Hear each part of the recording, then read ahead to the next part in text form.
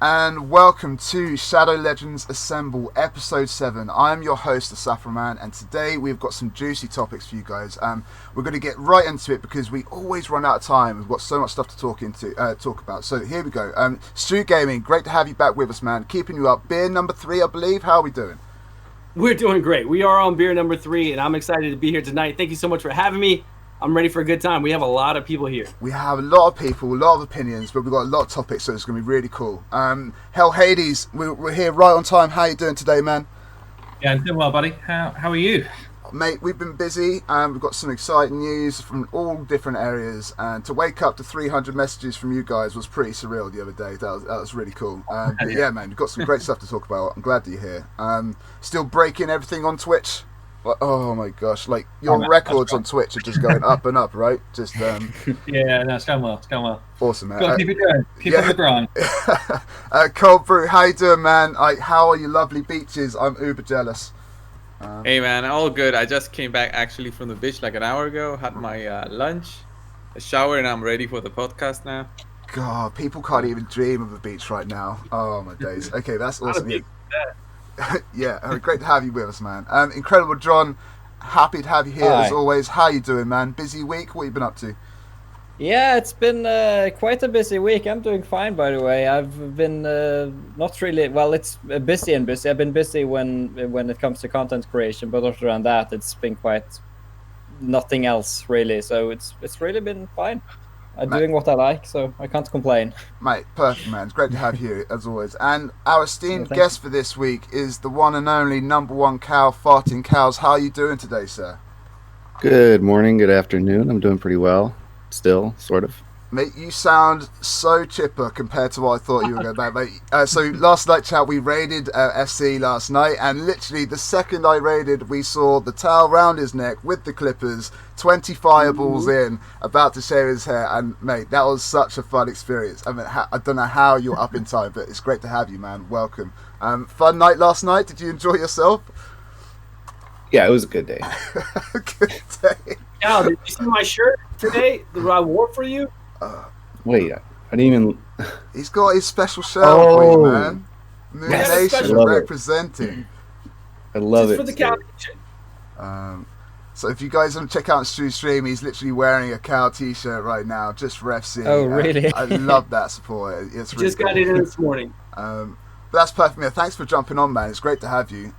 Before we kind of get into like your origin story of how you got into Raid, right? Like, how did you get into the Twitch in general? Like, because you've been playing the game for a long time. Like, even before I started streaming, I was always seeing you in the arena, and you've always been within the game. Like, but how did you get into like the streaming aspects of stuff? And how has Raid been to you, really? How did you go? Yeah, I want to do that like as much as I can. I saw everyone else succeeding doing it, and it was probably around Christmas time, and I was trying to set up my my Twitch, and my other computer, there's some driver conflicts, so I probably would have been streaming a couple months earlier, but I had to buy a new video card and everything, so it took a while. But I started by, I mean, like, I was one of the first ones that was like, well, let's see if anyone cares about Arena. Right. And at first, no one really did. You know, I was rank 1 in platinum. Yeah. As we approached Christmas time, and I had, you know, my first Twitch stream probably had 3 viewers, and then little by little, of course, it built up to a couple dozen until I got it really going. To thousands. Wow, mate. so you obviously like crossed onto YouTube as well. But I mean, like, so as you got into, like, what made it what brought you into Arena, and what made you kind of focus on that? What makes it so fun for you? Because not everyone can gear champions for Arena like you can, and you've got that sort of natural understanding. So what made it fun for you? Well, I didn't know that I was any good at Arena until probably last September, when I started outspeeding everybody, and I was running Arbiter, Styler, and 2 Lurias. And I was just able to click through all the lists and pretty much auto it all. And then I watched the video. Somebody messaged me on Discord at like 4 a.m. They said, "Hey, RGZ is attacking you right now on his stream. and he never loses, but he's struggling with you right now. Right. That kind of all got it started. And I was like, wait, this guy's like a popular streamer, and he lost three fights in a row against me. I was like, I guess I'm comparatively pretty good. And then I started like grinding dragons and Fire Knight more from there. Right. Oh, mate, that's awesome. But yeah, you were in Arena for as long as I can kind of remember, and as soon as I started streaming, you were jumping in the chat as well. So it's great to have you like early on, man, and it's great to have you on this podcast, buddy. So let's jump into like your origin story within Raid, right? So we ask all newcomers these questions so we can understand their beginnings of Raid when they started playing. So your first kind of champion picked out the 4. Your first 60, your first legendary pulled. How long did it take to get that Lego?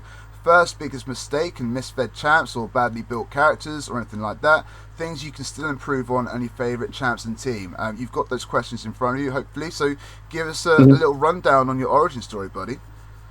Okay, yeah, I have a list in front of me, so this will be cohesive. The first, I picked Kale, and I don't even know if I ever 5-starred him. Wow, so that must have mean you got someone really cool coming up. Okay, so did you do any Not research on the Kale?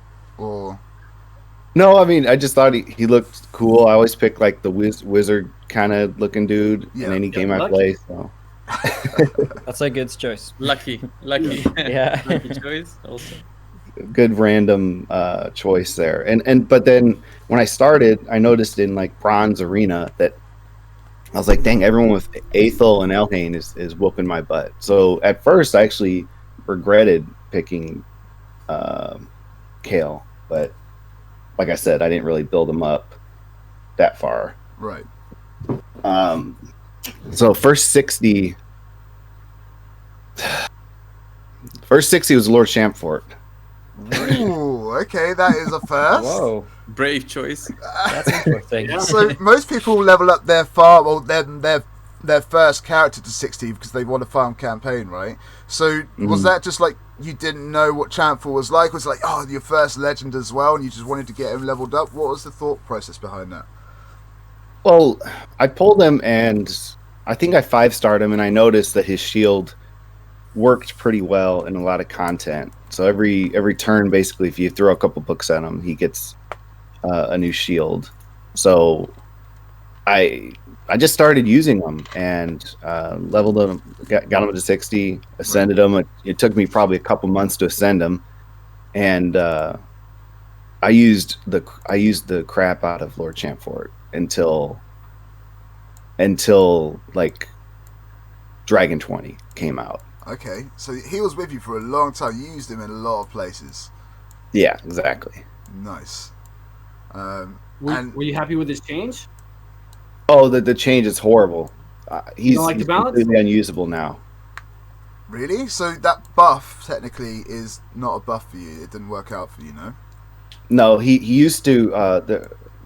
When I was watching Murder Inc. stream probably like in September, and he said actually Lord Champfort has a really high multiplier, and I chimed in. I said, hey, Murder Inc., I actually have a maxed Lord Champfort. I can put Savage Gear on him, throw him in arena, and show you how much damage he can do. And I did, and he's doing 50,000 damage on an AoE, and I showed the picture to Murder Inc., and no one ever knew about it because no one bothered to build Lord Champfort and DPS. But he used to be able to hit really hard, and now he can't hit hard because he's HP.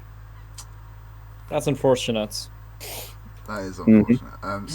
So Champfort was your first legend, right? That's he was. I pulled Blood Gorged, and Blood Hey, Gorged snap! Blood Gorge buddies. Nice. pulled Blood Gorged, and he stayed 5 stars for a really long time. Right. See, I would have thought you would have enjoyed Blood Gorge because of that block revive in Arena, right? That's basically what I used him for when I got him, really. Yeah. So how long did it take you to get it? Did you have to wait months and months, or did you get it rather early on? No, I think I bought a couple. At like a year ago, they used to sell the packs. I think Stu and most of you guys will remember they were called warrior packs. They had Right. like yeah. 40 Yeah, angry I ones. remember those. Oh, Exactly. So those I used to are buy those. nice. So you got So them quite early on. So you got the Lego quite early on as well. Then. yeah, so I had 2 or 3 legendaries within the first couple months, and then oh no, you got. I mean, it was Blood Gorge, Lord Champfort, then War Mother. Those were my first 3 Legos, and I didn't get any new Legos until probably like 6 months in or something. Nice. They're very different champs though. That's quite cool. So your first kind of biggest mistake in the game. Obviously, you got lucky and you pulled Kale, even though you didn't really use him much.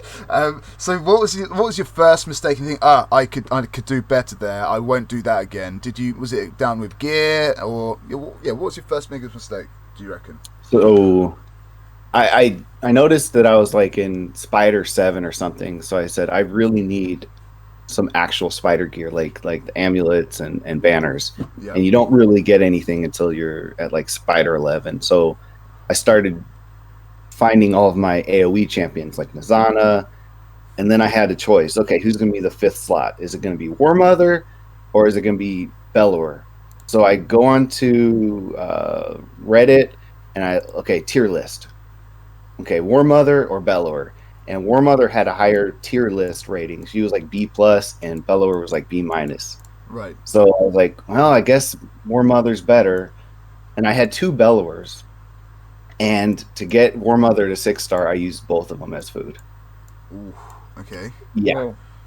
And it took me almost a year to get another Bellower again. Yeah, that sucks, man. Oh, that makes me feel better about my apothecary though. But mate, 2 Bellowers for a War Mother, mate. That's a lesson learned right there, huh? And over a year, you say, till you got a Bellower back.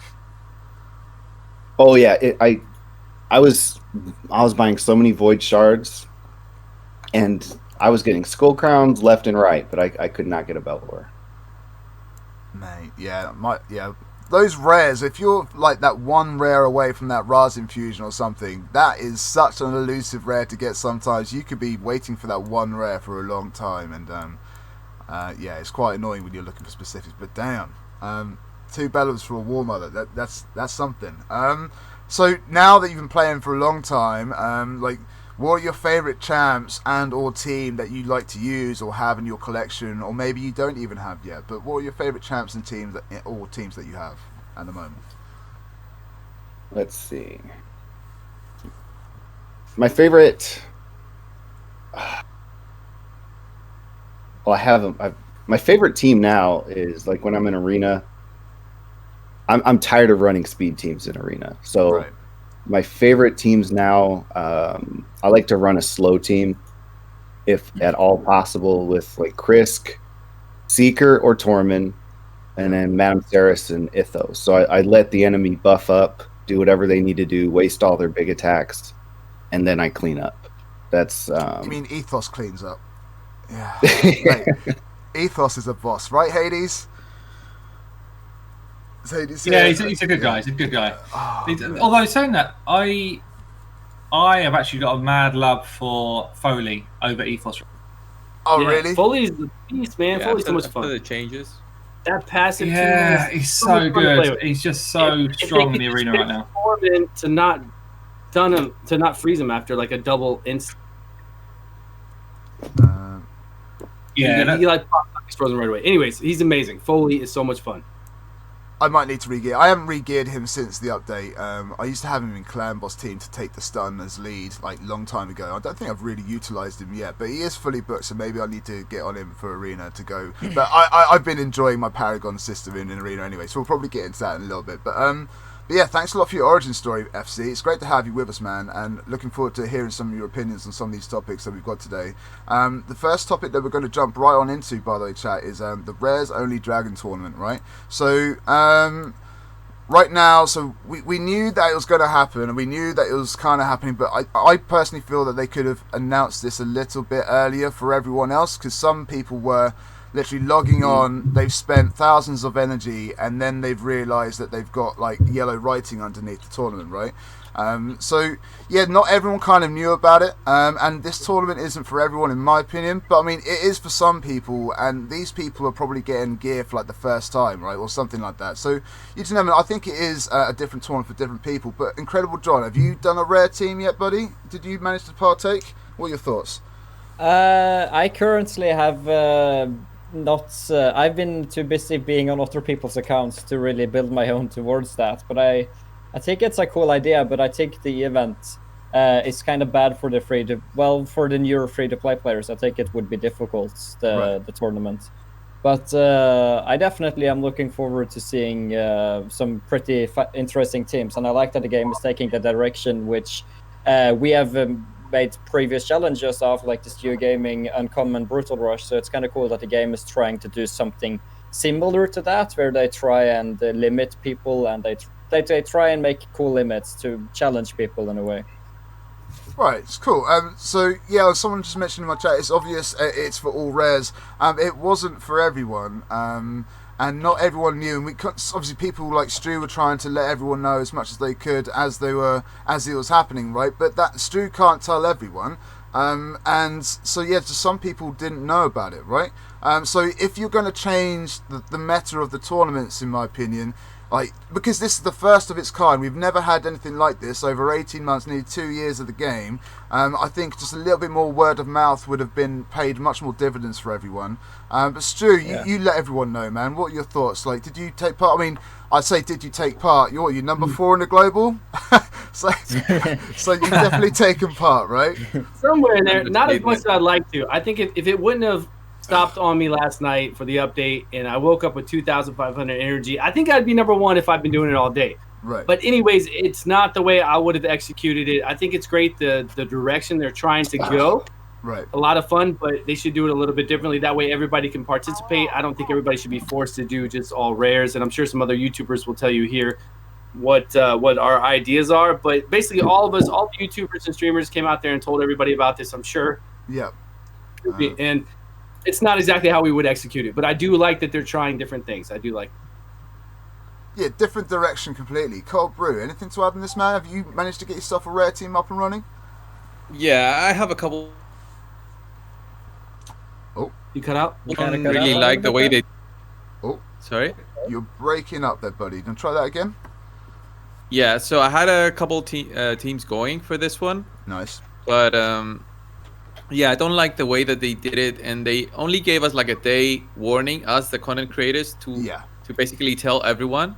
Yeah. And I think that was the mistake. They should have done this like a week before. Just tell us what they're gonna do. Yeah. We can make some videos about certain champions, maybe like introduce it better to the players, and then they just release it. Prepare the community, inform the community, not change the meta like last second kind of thing, you know.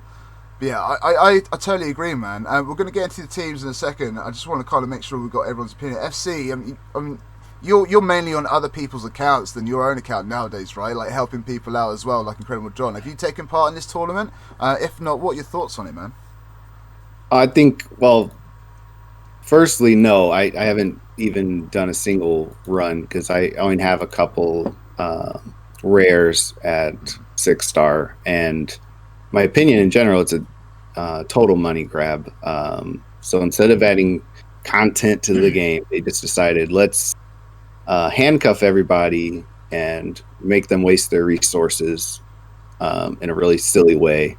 Right. Like, because you basically have to build units that you would never otherwise use. Well, yeah, I mean, I mentioned that to my chat last night as well, actually. So for the last 6 to 8 months, I've literally been building up my legends and my epics, right? And trying to weed out the rares. So to try, I use rares as stopgaps, right? If I've got a team and I need someone, I'll look to a rare to kind of fill in that spot, right? So, yeah, to actually go back through the rares and then spend my limited silver on new teams and for one tournament, I would love a week's head start to save those resources and spend that silver personally.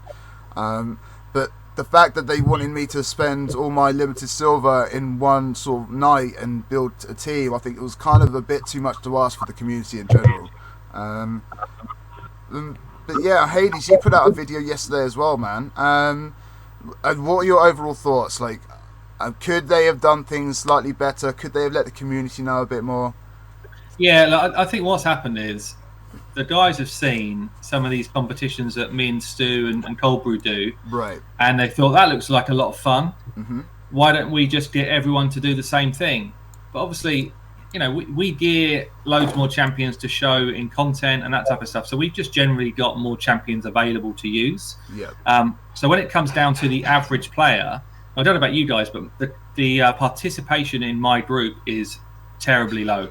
Like maybe I'll have a look in a second, but I think it's probably less than 30 people that are actually trying to do it. Mm-hmm. Which is terrible. That's 30% of my group, and if that's a fair reflection, then 30% of the player base. I mean, it's shocking, really. So, for me, what they should have done is kind of tiered it in a way that everybody gets some sort of reward, irrelevant of how you do in the competition, but obviously a better reward if you're near the top end. Right. That way, if someone's doing, I don't know, Dragon 12 because they can't do 20, then they don't have this crazy barrier of 3,700 points, which is way too high. They actually have something that's achievable. So for me, it was a good idea. I like the idea and I still like the idea, but they executed it really badly. They just picked up the same old tournament model and thought, there you go, let's just do the same thing, same sort of reward structure, not bear in mind anything at all about how much longer the runs are going to take, all of that stuff. It just, again, it's just like a lazy execution, I'd say. For those in chat that's saying it's not meant for us, it's great for noobs. I agree that it's for a different bracket of the player base, but I don't think it's for noobs because, like, which newer player has 5 rares that they can do Dragon 20 or Dragon 16 in? Not many, right? So it is for a different bracket, but I don't think it's as new player friendly as you'd think. I mean, am I wrong in that, guys? What do you guys think on that?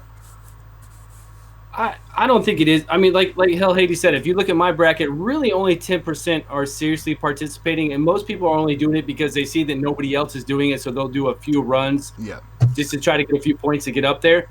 But really, it's such a small percentage. Nobody's really going into it.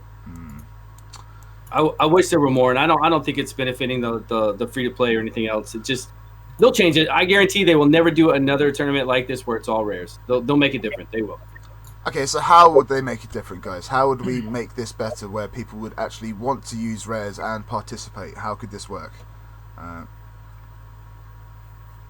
It shouldn't be weird. A point system. I think Hell Hades has a good idea that he posted to him, and I have an idea about the point system I posted to them. I think anytime, like the next tournament should be do Fire Knight, but do it with 2 dwarves, or for every dwarf you use, you get 10 points. For every HP champion, you get 10 points. And then for all other type of champions, you get 1 point.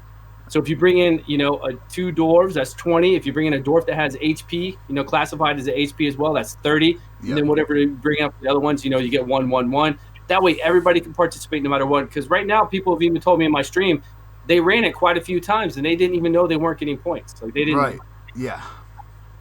So it's all down to that small print, though, right? And right. It epitomizes a lot. Yeah. Yeah, barely visible. But if they should just tier it, though. If they just tiered it to not this kind of crazy point score that you need, but if they just tiered it to, the top 10% are going to get this bracket of rewards, and that is the Relentless set, couple of books, etc. And then the next 10% are going to get these rewards. That way, you don't have to. You're against each other, not against the game. And that way, you can compete at a lower level dragon, still earn points, and get yourself a reasonable place in your bracket. As it stands, I've actually just opened up my one now. 13 people have got any sort of points here. 10 people have got more than 200 points. So 10 people have done more than 10 runs in my group. Right. It's shocking. As a tournament, it's a farce at that point because it's had no impact on the community at all, other than negativity. That's not what they aimed for, I would imagine. Someone just mentioned in my chat, Drapier, should just have this as a bonus prize. All the rewards are the same, and then you have a bonus prize. If you did it with rares, you get this as well. So normal tournament, but have a separate bracket. If you use rares, you get bonus prizes as well as the normal ones. Is that a good idea? I think it sounds good. Yeah, like an addition to it. I kind of think that's a bonus prize. Yeah, bonus prizes. I like that. I do like Stu's point. So if you add one rare into your team, you get an extra 1 point per, I don't know, per gear set that you pick up. If you add 2 rares, it's an extra 3 points. 3 rares, an extra 5 points. Yeah. So if someone can run rares, like I can run rares all day long. It will take me a couple of minutes to run probably, but I could do it. Right. But then if you can do the rares, then you just get bonus points. You don't have to use all rares the whole time, you know? So I do like the idea of that. Awesome, and just to kind of round things, if this tournament wasn't for you, I mean, as a player, you don't have to participate in every single tournament, right? And in some cases, you don't have to open up shards for every 2 times or every 10 times. Like, if you pass on a tournament, and I've been doing Fire Night, for example, I've been neglecting Fire Night for so long. If this tournament isn't for you, just go and do something else that you need to do and jump in for the next one, right? But yeah, it's obviously not for everyone. Lots of people are passing, but if you're taking part and you're enjoying it, all the power to you. But I really wish we had more time and they did things slightly different. But yeah, there we go. Okay. Anyone else want to say anything on the Dragon tournament with Rez? Yeah, they could have just made a different kind of system. Maybe make the global bracket just count the rares and the local one just be a normal Dragon tournament, so that if the global players want to compete with each other, they should do it with rares only. Yeah. So that might have been better, at least for the players' eyes. Right. But yeah. Yeah, getting the word of mouth out there in 24 hours is pretty tough. But anyway, yeah, I think that hopefully we can get better next time. Okay, so the next topic that we have going on right now. So for those that are sticking around on my channel, they know that over the last 6 to 8 weeks, I've been relying on a single pack that comes out each week. It's the special progress pack. You get 1,500 gems, 25 energy refills, 2,500 energy, and 1.5 million silver for $49.99, right? Whichever currency you're in. So I get one of those each week to provide content for myself on Twitch and everything else. But this is the first week where we haven't had that pack in so long.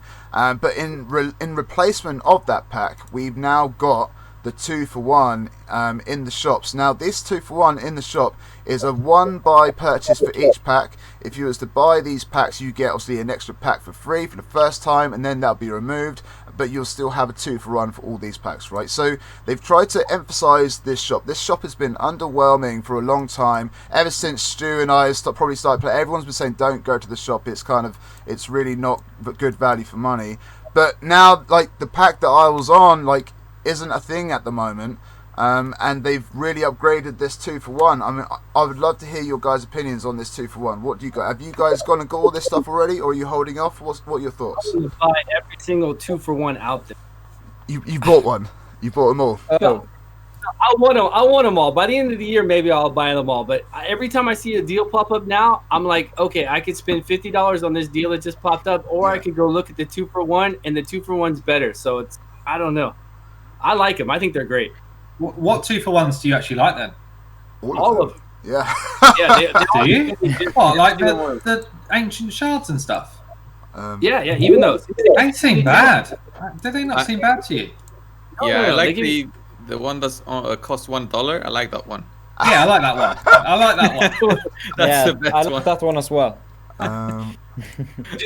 Just wait till a deal pops up for $99 for Ancient Shard deal, and you're gonna look at that deal, and then you're gonna go look at the one and be like, It's the gems it's the gems mainly on top of the shards, right? That's what you're getting. Over 5,000 gems plus the 30 ancients. The silver is kind of give or take, but it's generally all about the gems and adding content, right?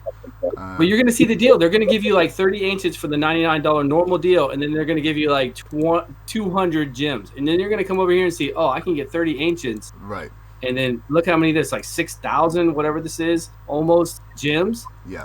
And then you could buy the difference in ancients, no problem. Ancient shards. You're gonna want to go for this one instead. And have you bought one? Have you bought any of them yet, guys? I got the big $99 one for all the gems, the 8,000 something gems. So and the other ones are still open to you, are they, or is it literally a one? No, 2-for-1 they all purchase? stay open until you buy them all. Yeah. Yeah.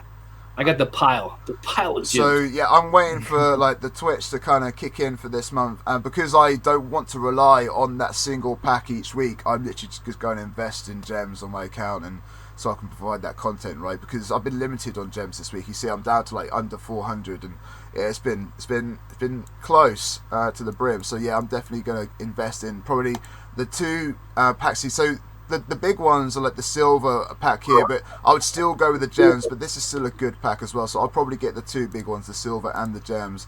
Cold Brew, have you bought any of these packs yet? Are these tantalizingly good offers for you, or are you just passing completely? I've just didn't buy any of those so far, just waiting to see if they bring in something, because I really want to just void champions right now. I don't care about normal champions. Right. There are some that I need, but it's all luck. But voids, yeah, I need even void epics. I need them, so I'd rather buy void packs instead. So like, and the void offers in there suck. You don't like these? They're okay. They're okay, and I think they should refresh those every single time they release a patch. Right. So on 1.16, they should refresh every single 2-for-1. Mate, that's a good. I'm jotting that one down. Yeah, nice. But they might do that, but who knows? Mate, that's gonna get them nothing but money, right? I guess, but I don't know how they think. They don't think like we think. They have a different way of thinking. Yeah. That's what I realized. I know for everything. Quite a common thing with game companies that they typically think differently. Yeah. FC, you had any experience with any of this stuff yet? I still haven't spent a dime since the whole controversy started in January, and I kind of stepped out of the game. Draco Gate? Draco more? The other one. The battle. Which one? So. Right, yeah. I came back and I had a bunch of gems left over and energy left over that I purchased way back then, and I used all those. I had 70,000 energy, 70,000 energy, and I used it up in about. And in about how long? How long did it take to use that? About like 7 to 10 days, and I was able to burn through that much energy. Oh my god, that's a lot. So I've been basically what do you call it when someone reclaims their virginity? But I've reclaimed my free Born again? Born again works. I don't know about reclaiming virginity, but I'm gonna do it again to reclaim it. Oh, dear. Quote of the year right there. Yeah, I have no idea what reclaiming the virginity. Is that even possible? I don't know. But yeah, but 70,000 energy is a lot, man. So you've been free to play since then, right? You haven't spent any. You've been on other people's accounts and stuff, right? Yeah, I haven't spent a single dime since January, and I play on other people's accounts more than mine. Same here. You played on my account. Yep. That's great. That's mine. So, if you was on the account, would these kind of deals be enticing for you, or would you still be kind of waiting on the packs kind of thing? Was you a pack guy? Because the shop was never really useful, right? Would this be something that would maybe pull you back in for a couple of punts? Well, the thing is, back when I was really ramping up my energy expenditure, like in December. Yeah. Because I was really competitive, like December to January, really competitive in Arena, and I was buying all the $50 energy packs, and that was like twice a week, which was $250 a day, and they were a horrible deal, but you needed the energy, so you had to buy them. So, yeah. In terms of comparative cost, the 2-for-1s are an incredible deal for those that spend. I mean, especially if you compare them to a year ago or literally 2 weeks ago when this wasn't a thing, like they just really weren't value for money, right? But at least now, I mean, especially for the content creators when they need that energy and that grind, like I think it's a really, really good deal. And I will be stocking up on gems. I think Mr. Tam on Twitch, he literally went and bought everything too. He's got like 40,000 gems or something now. Whoa, that's a lot of gems. Yeah, so he's got the right idea. I think I'll probably be doing something similar. Maybe not all of them, but yeah, I'll definitely invest in the gems when I can, just to kind of help things out. But yeah, this isn't for everyone, but obviously twice as good as what they were a week ago, right? Anyone else have any thoughts on these offers at the moment? I want them all. You want them all? Gosh. I want all of them. It's opened my eyes to them. I thought they were just a bit of a money grab. I didn't realise they were as good as they are. The silver pack actually looks pretty good as well. I've just been going through them there. A few of the chat in my Twitch are saying they're decent. Yeah, the 50 and the 99 silver packs, both of those look great. Well, the thing is with the silver pack, though, the energy is elusive, right? Don't worry about that 300 energy. What was that? That's what, 120 gems? So that's very like elusive, that 300 energy. The 9 million silver is fine, so you're missing out 800 gems from the gem pack. I think it's 800. So the gem pack has 8,400 gems, and instead of that you take away 800 gems and you're getting 9 million silver and 300 energy. So the energy is a bit elusive. The silver is kind of nice, but honestly the gem pack is obviously 8,400 gems and it's better value, but if you're probably going to get both, then yeah, they're really good deals, you know. But for content creation, Hades, have a second look, man. I think they're pretty useful, and they can be pretty useful. And if they were to refresh each update, mate, they've got a customer in Stu and Mr. Tam. So, yeah, and Raid Rush has bought all of them already. Oh, it's Raid Rush, not Mr. Tam. Maybe I got him confused. But yeah, Raid Rush has been. He bought every single one already. Oh, mate, that's crazy. Yeah, I'll probably be getting a few as soon as that old Twitch dollar comes in, and then we'll see what we can do. So on a side note as well, we had another compensation in this week. So last week's episode, I went on a 5-second rant and said, please, can we start putting Clan Boss keys in the inbox? And lo and behold, we got a compensation package, and we got our own pop-up window for the keys saying they're in the inbox. Yes, they were stacked up on 2, so we had 2 keys, but hey, it's a step in the right direction. We've got Unkillable this week, and we've got Clan Boss keys in the inbox. I mean, who would have thought? I mean, as a Clan Boss leader, like, God, that is so helpful to get the Clan Boss keys. Everyone used to get all their keys just jumped on in and just force damage away, right? So yeah, I'm very happy that just a little small thing like that, the Clan Boss keys have been implemented. It's probably not so much of a big thing for you guys, but damn, I'm very happy that's kind of got put in. The other thing that I wanted to mention today is obviously the gear set. So about a few episodes ago now, before Cirilla, we got through part 1 of the gear sets, right? Now we was going to do part 2, and that was going to be one big lot of gear, but because we were short on the first week, we ended up with 20 gear sets left. So fine, let's split it up into additional parts. So we're going to go through like 10 lots of gear today, okay? Just to kind of get through as much as we can, and then we can get through the next 10 sets next week. So the first set I kind of want to talk about so far is the shield set. 30% or plus 30% HP ally shield for 3 turns. You can get it from the Fire Knight's castle. The shield set end game, you can be using that in faction wars, in arena, like all kinds of different places in dungeons. The shield set is very useful to many characters. Probably it's a bit of a sleeper set. Not many people get much of the shield set early on because Fire Knight is rather tough. But yeah, who wants to kind of kick us off with the shield set? Who's been using it? Where have you been using it? I can actually, because I early game or before Arbiter, when I had the Gorgrab going for me and a Tomb Lord, yeah, and Apothecary and Ray, I actually used shield set on both Gorgrab and on Tomb Lord. Okay. And they actually, it made my team way tankier than I would have imagined. So, like, over half the bar on my Ray was like a shield. So I was actually quite satisfied with it. I used full shield on both the Gorgrab and the Tomb Lord, and it worked out nicely. But I've since I've since changed. But I think shield sets definitely has some uses, especially, I guess, mid game. I'm not sure how it could actually be useful super late game as well when you think about if you have a tanky team instead of a speedy team. But yeah, that's just from my experience. It was actually good for me. So I think the first person I put it on was Thanazil. He was like my first main support character. I thought, well, I've got a shield set. I put it on my support character, and mate, yeah, it's stuck on him for like 8 months, I think. But yeah, where else are you using shield set? I use shield set quite a bit actually. So my faction war teams, if I've got a faction war team that's struggling, then I normally just put a big fat meat shield in shield set and just kind of give my damage dealers a bit of a chance. And I was also using it kind of end game arena until the meta swung a few months ago when I was quite a tanky team. I had one person at least in a shield set. Right. So I've used it a fair amount. I've got kind of half decent couple of sets.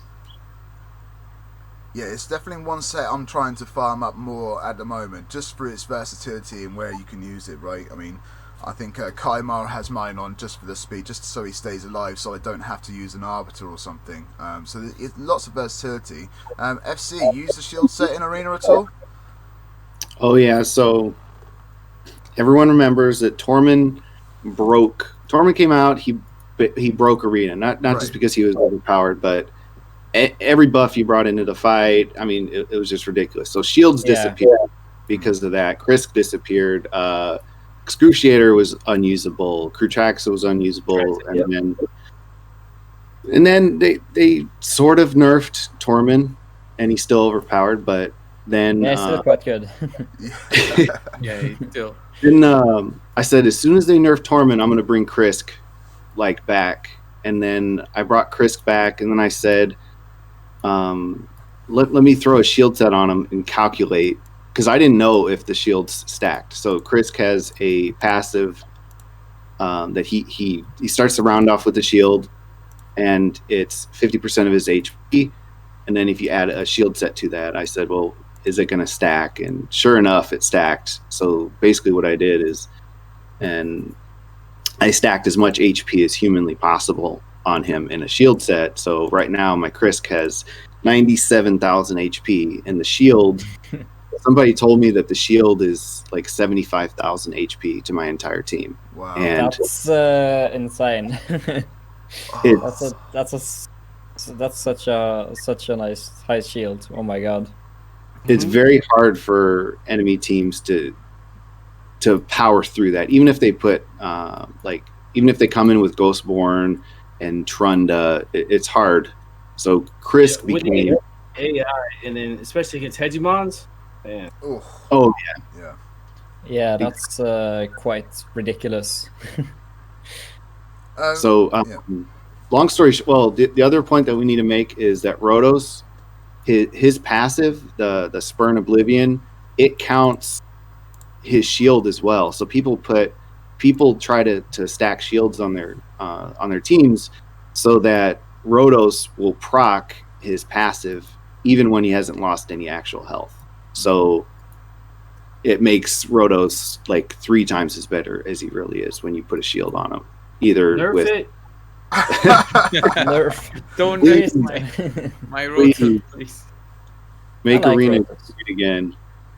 Okay, so yeah, I mean, so we've heard about obviously the shield set in Arena, Cold Brew. We've heard about shield set in like dungeons, and mate, where are you using the shield set? It sounds like the shield set is one of these sets that people should absolutely be saving, right? Yeah, shield set has great uses, especially for an early account, I think. Especially getting through the waves, because once you get through wave 1, it basically resets. So it's a great way to keep your team healthy when you try to progress through the dungeons. So especially for early to mid game players, they should keep those sets in and not toss them for lifesteal or something else, because there's some uses for them still. It's like I personally don't use them because I haven't farmed for them really. Right. But yeah, they definitely have their place. See, I was definitely a late comer to the Fire Night, and I'm definitely like farming them up at the moment. But yeah, so I mean, it's like a build your own Valkyrie kind of thing, right? I mean, it's literally offering your team a shield each and every wave at the start of the turn. And if you guys don't have a counter-attack or a Valkyrie, then a shield set is a really good kind of replacement. Well, not a replacement, a substitute until you get that extra shield, right? But yeah, it's a lot of shield. It's so useful. You can literally put it on anyone. If you've got like a Diabloist or whatever, just any plug in the team, you could gear up with shield set, and they're going to provide a practical use on top of their skills, right? So, yeah, I mean, Hell Hades, you use much? Have we gone through Hell Hades? Anyone else want to talk about shield set? Not necessarily just shield, but I actually found that as I progressed through the game, I've gone away from wanting to farm Dragon all the time to having a real bias towards Fire Knights. Yeah. Because there's actually quite a chunk of good sets in Fire Knights that people probably, I don't know, they're a little bit niche to someone that's kind of coming through the game. But when you get to end game, they're brilliant sets. Right. Of course, you're talking about Fury curing. You know. Oh, Fury's the one for me. I mean, so yeah, obviously Hades is like looking towards the immunity, the shield, the crit damage, you know, the stun, the savage, even the regeneration has its uses. Like, you know, apart from the Fury and the curing, Frenzy is probably in between both, to be fair. But the immunity, the shield, the crit damage, regeneration, stun, and savage, I mean, they all have practical uses in endgame, right? Definitely, yeah. Yeah, definitely. So. Okay, so yes, shield set. I mean, highly kind of, I'd say really underused, kind of underrated. You can put it on anyone, but farming the Fire Knight is a tricky challenge as you starting off in the game. But obviously, shield set, it's just so valuable. Unless it's absolutely awful stats, just try and keep a few for a couple of characters at the very least. And yeah, you'll find some really good uses for that. All right. So moving on to the next set. Crit damage. Again, this is a 2-piece set. We've talked before how we would love to have a 2-piece and a 4-piece, like for everything, right? So that could be pretty cool. But I would love a 4-piece crit damage set as well. That could be pretty interesting. But the crit damage gives you plus 20%, and it's also farmed in the Fire Knight's castle. So crit damage, you kind of see a lot of crit damage early on because of the campaign also, right? But yeah, who uses crit damage? Anyone using the crit damage? Oh, not the campaign. I was thinking of the crit rate in the campaign. But yeah, the crit damage is kind of like, it's a Brucey bonus, right? If you get 2 crit damage, or you're looking for a heavy damage dealer like a Nuka, that getting crit damage with those stats is just really desired, right? Yeah, I think so, because I think a crit damage set can make a difference between you having like 250 to 300% crit damage. I think it really, especially for those end game teams, really is helpful to build champions, whether it's for Spider or for Arena. Right. It's great that it's a 2-piece set. That's what I really like about it, because you can fit it in around a lot of other stuff. You know, if you need a bit more damage on somebody that's in, I don't know, like a Savage set, then you can put the crit damage set on. If you want to just kind of bump up some damage on someone in your clan boss team, and you want, you know, in someone in lifesteal and you've already speed tuned them, and you can get some more damage out. So if you want a campaign farmer and you just need to kind of burn a bit more damage off a wave, it's a good set. So there's plenty of places where that 2-piece can really do a good job for you. Oh, mate, especially if you guys have got the crit damage on lockdown in your Great Hall, and you're getting that crit damage on top, mate, that's going to be hitting hard, right? It's going to be very helpful. Yeah, there was somebody in my Discord who had over 400%. I'm sure Fartingcows and Stu could probably do this. 400%. 400% crit damage with 6-piece crit. Yeah. That's crazy. Who are they playing that on? I think they were doing it. It was maybe a Rotus or someone. Yeah, it was something like that. I can't remember actually. I don't. Wait. No, it would have been Rotus. No. It was an AoE hitter, but I can't remember. Maybe it was even a Skull Crown actually. Oh, okay. Skull Crown. Okay. 400% crit damage. Wow. I just need to take a second. Oh my god. Must be insane sets, right? Hey, you could put that on our new what's his name? Richtoff the Bold, and hit for like 200k. Oh my gosh. Yeah. Yeah, 400%. I don't like. I rarely see 300% crit damage. When you're saying 400, that's just mind blowing. So my good pieces I can get to about 320. I'm about 280. I think 280 is one of the most I've had on my Royal Guards, for example. So I could push to 300, like with the right gear, but they would probably sacrifice something else. And But mate, 400 is another level, and all I'm thinking of is my ethos and 400% crit damage. Oh, with the Paragons would be so fun. Oh, yeah. Oh, my gosh. Okay, so yeah, that is now my priority, to get ethos on 400% somehow, shape or form. So Fire Knight in my near future. Cold Brew, crit damage, used it much, mate? Yeah. If I have 400% characters, yeah? Not 400%, but I have some high enough critical damage characters, and it really helps out when you get some good sets. Yeah. Especially we had some from the battle pass, I think. Yeah, I had some luck in there, but it's great for a mid game player, because a mid game player won't have perfect sets, and he's probably going to use a Cold Heart or a Royal Guard if he's lucky enough to get one. Right. And he's gonna put like random sets to get that critical rate, critical damage. And if he gets maybe just one set of critical damage, that's okay. It's gonna boost his character so much, and gonna help him, get that Spider 20 down much easier. So it's a great set, and it's great that it's only 2 set requirement and not 4 set. Now, would a 4 set option be viable? Would you be happy if there was, because we've talked about this with previous sets before, would a 2 and a 4 piece option be viable with a crit damage? What do you think? Yeah, it would definitely be viable. It would just be extremely hard to gather 4 good pieces.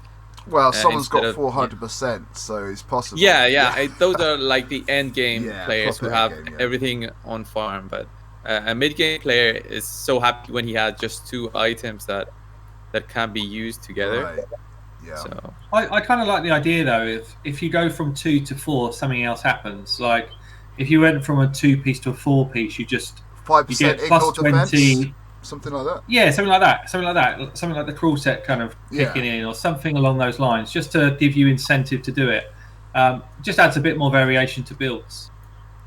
Yeah, I think the 2 and 4 is a really cool idea. Yes, they need to make small adjustments, but even if it was just, I love that sound. Even if it was, that sound ASMR channel right here. Even if it was just like 5. I assume it was, Stu. It's close to the hour, so yeah, bit number 4. So even if it was something like 5% ignored defense, right? It'd be a reason to have that additional crit damage set.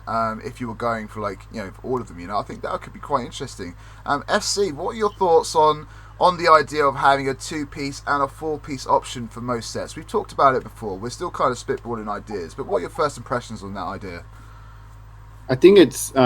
I remember talking with Stu about it.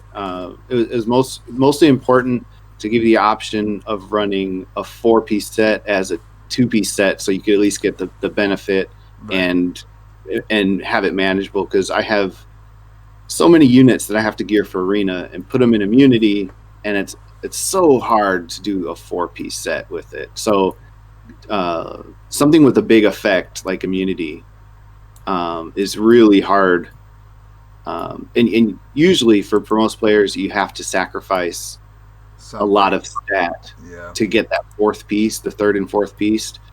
But making it universal, I mean, that's just like common sense. Like imagine if it was just built in. Oh, if you have 2 pieces, this is the bonus, and if you have 4 pieces, this is the bonus. Right. It would have been easier for them to program that on the front end, and it just makes the game more enjoyable. And imagine if you could run immunity, crit damage, and then immortal, or immunity, crit damage, and stun, right, or something like that, like a lower % chance of stun at a two-piece set. It just opens up a whole host amount of builds, right, and options and choice and versatility. I mean, I think metas would be different. Like, it would change everything, and I think mostly for the better if they got those stats right. If they did it well, I think it could work. It would be fun. Could you imagine a 2-piece immunity for 1 turn? Immunity for 1 turn, and then you also have a frenzy set on, 4-piece frenzy set, so you can get HP for every. You get a turn meter for every. 10% turn meter for every 5% HP lost. Yeah, that would be crazy. That would be. I just think if you build these sort of sets, you have to be careful not to throw too much RNG into them. For me, I feel like, I don't know, maybe it's fun for some people. I get pretty pissed off when I keep getting beaten by an 18% chance of something to happen, and it feels like it happens 80% of the time to me. Same with me with weak hits. It happens all the time. Yeah. I think counterattack should be taken out of mastery, defense mastery, and put into a artifact set. Counterattack mastery. There is one. That's the avenging. I know, but they should do that. They should do that instead of deterrence and retaliation, whatever else. Or deterrence is fine; it's 20% chance, but the other one, 50%, is too much. Yeah, it's a lot. Yeah, but it'd be cool if that was the same. So, have you used any crit damage or anything, FC? I use so I have an ethos that is immunity and then crit damage. Oh, weak at the knees. And yeah, I clean up an arena with it real easy. And then just like one of my people in my chat wants to, I don't know why, I can't even brag after Hell Hades says that he knows somebody with 400, but difficult to come after that. I built Arrow with 345 crit damage because you can run him with low crit rate, so you can boost his crit damage real easy. And he can. Who showed it? Somebody showed like Errol doing like 500,000 damage or something. So 500k. What the crap? That's a lot. Crazy builds out there, man. I'm telling you. Like even Hades has gained like 100 speed on his Arbiter this week. Like his Arbiter speed is like it's just crazy right now. And yeah, mate, Hades, how did that go for you this week? How did you go ahead and just get all? What was the process to implementing so much additional speed on your Arbiter? Because I need to rebuild mine, quite honestly. What's its speed at now? I don't know if he wants everyone to know. Stu. I'm not as fast as Stu. It's pretty quick though. It's pretty quick. I think I'm at 352. Yeah, 352. That is so quick. You're at 352. Yeah. Damn. Your Arbiter's at 352. Yep. What's your Duchess, though, Stu? Come on. No, 352 is insane. I mean, I'm not even joking around. 352 is. How quick is yours, Stu? Yeah. Is much faster than probably. You got to be up at the top. I mean, even Manable Sifi is like 350 something. No, that's 367, I think, or 365. Yeah, if you're at 352, that's insane. It's fast. And the main thing I did was, the first thing I did was get my best possible speed piece for every slot. So I stopped trying to build up defense and stuff, and I just said, you know what? These crit damage gloves that aren't going to benefit her at all for damage, they're my fastest pair of gloves I own, so she's going to have them. So that's kind of the first thing I did. And then I've just been farming stage 20 of just about every faction crit. And anytime I get a level 6+ glyph, I'm trying to improve her speed. That's the main thing that's helped it, actually. I went from 340 odd to 352 just through better glyphs. Right. And you've been focusing a lot on faction wars lately as well, right? Yeah, that's it. And I actually started to enjoy faction wars more. I did some of those guides, and I realised doing the guides, hold on a minute, I can beat this stuff. Like right at the end game, and I can get myself better glyphs. And I got lazy just farming stage 13 all the time because it was easy. Yeah. And I changed from being lazy to actually getting some decent glyphs, basically. And it was actually, you know what the kickstart for me was Fartingcows took over my account, or maybe I watched him take over someone else's account, and he was like, yeah, you know, these glyphs are not good enough. And I was thinking, yeah, nor are mine, actually. And that's what made me do it, quite honestly. Mate, 352, man, honestly. Yeah, that's insane. That's really a lot faster than most people up in Platinum. Seriously. It's really, really fast. Yeah, you've gotten some good sub rolls, and you've gotten some good rolls on glyphs. Definitely. So, out of all of your gear pieces on that Arbiter, Hades, how many of them are maxed in the speed rolls? Because so you can obviously you glyph them to a certain point, and there's a cap, right? But also that's going to come down to the rolls of your substat. So if you, let's say a 6-star epic may either roll with 5 speed or with 6 speed, right? So you could obviously max out with the higher rolls, but then you've got the max. So how many of your gear pieces have you maxed out with glyphs for speed? I tell you what, that's the crazy thing. Like, I have got, in terms of my sub rolls, I've got 2 free rolls in speed, and the rest of them are 2s. So there's a massive amount of room for improvement. I don't have any quad rolls in speed. Right. My banner is a double roll. So basically, I can understand how someone's hit 367 because I don't have any crazy rolls. I've got 2 free rolls, and every piece I'm using is 6-star. So if you can imagine 2 free rolls, it takes up a piece of speed a speed item to sort of 23 or so. Mm-hmm. And then you glyph on top of that. So I managed to land 1 +8 glyph, and I've got a few +6s now. So that helps tons. It's almost like having another roll if you get glyphs that sort of high. Absolutely. Oh mate, this is. But there's such a massive. You could definitely get a 400 speed. I was going to say, if you've got crazy rolls everywhere. Is that the cap? 400. Is that? That's it. No one can get past 400. 401 or whatever. You think 400 is the limit mathematically? Yeah, I think just working it out in my head, I think you can get at least another 70 speed on what I've got if you've got perfect gear. Yeah, 4 times roll in the speed, right?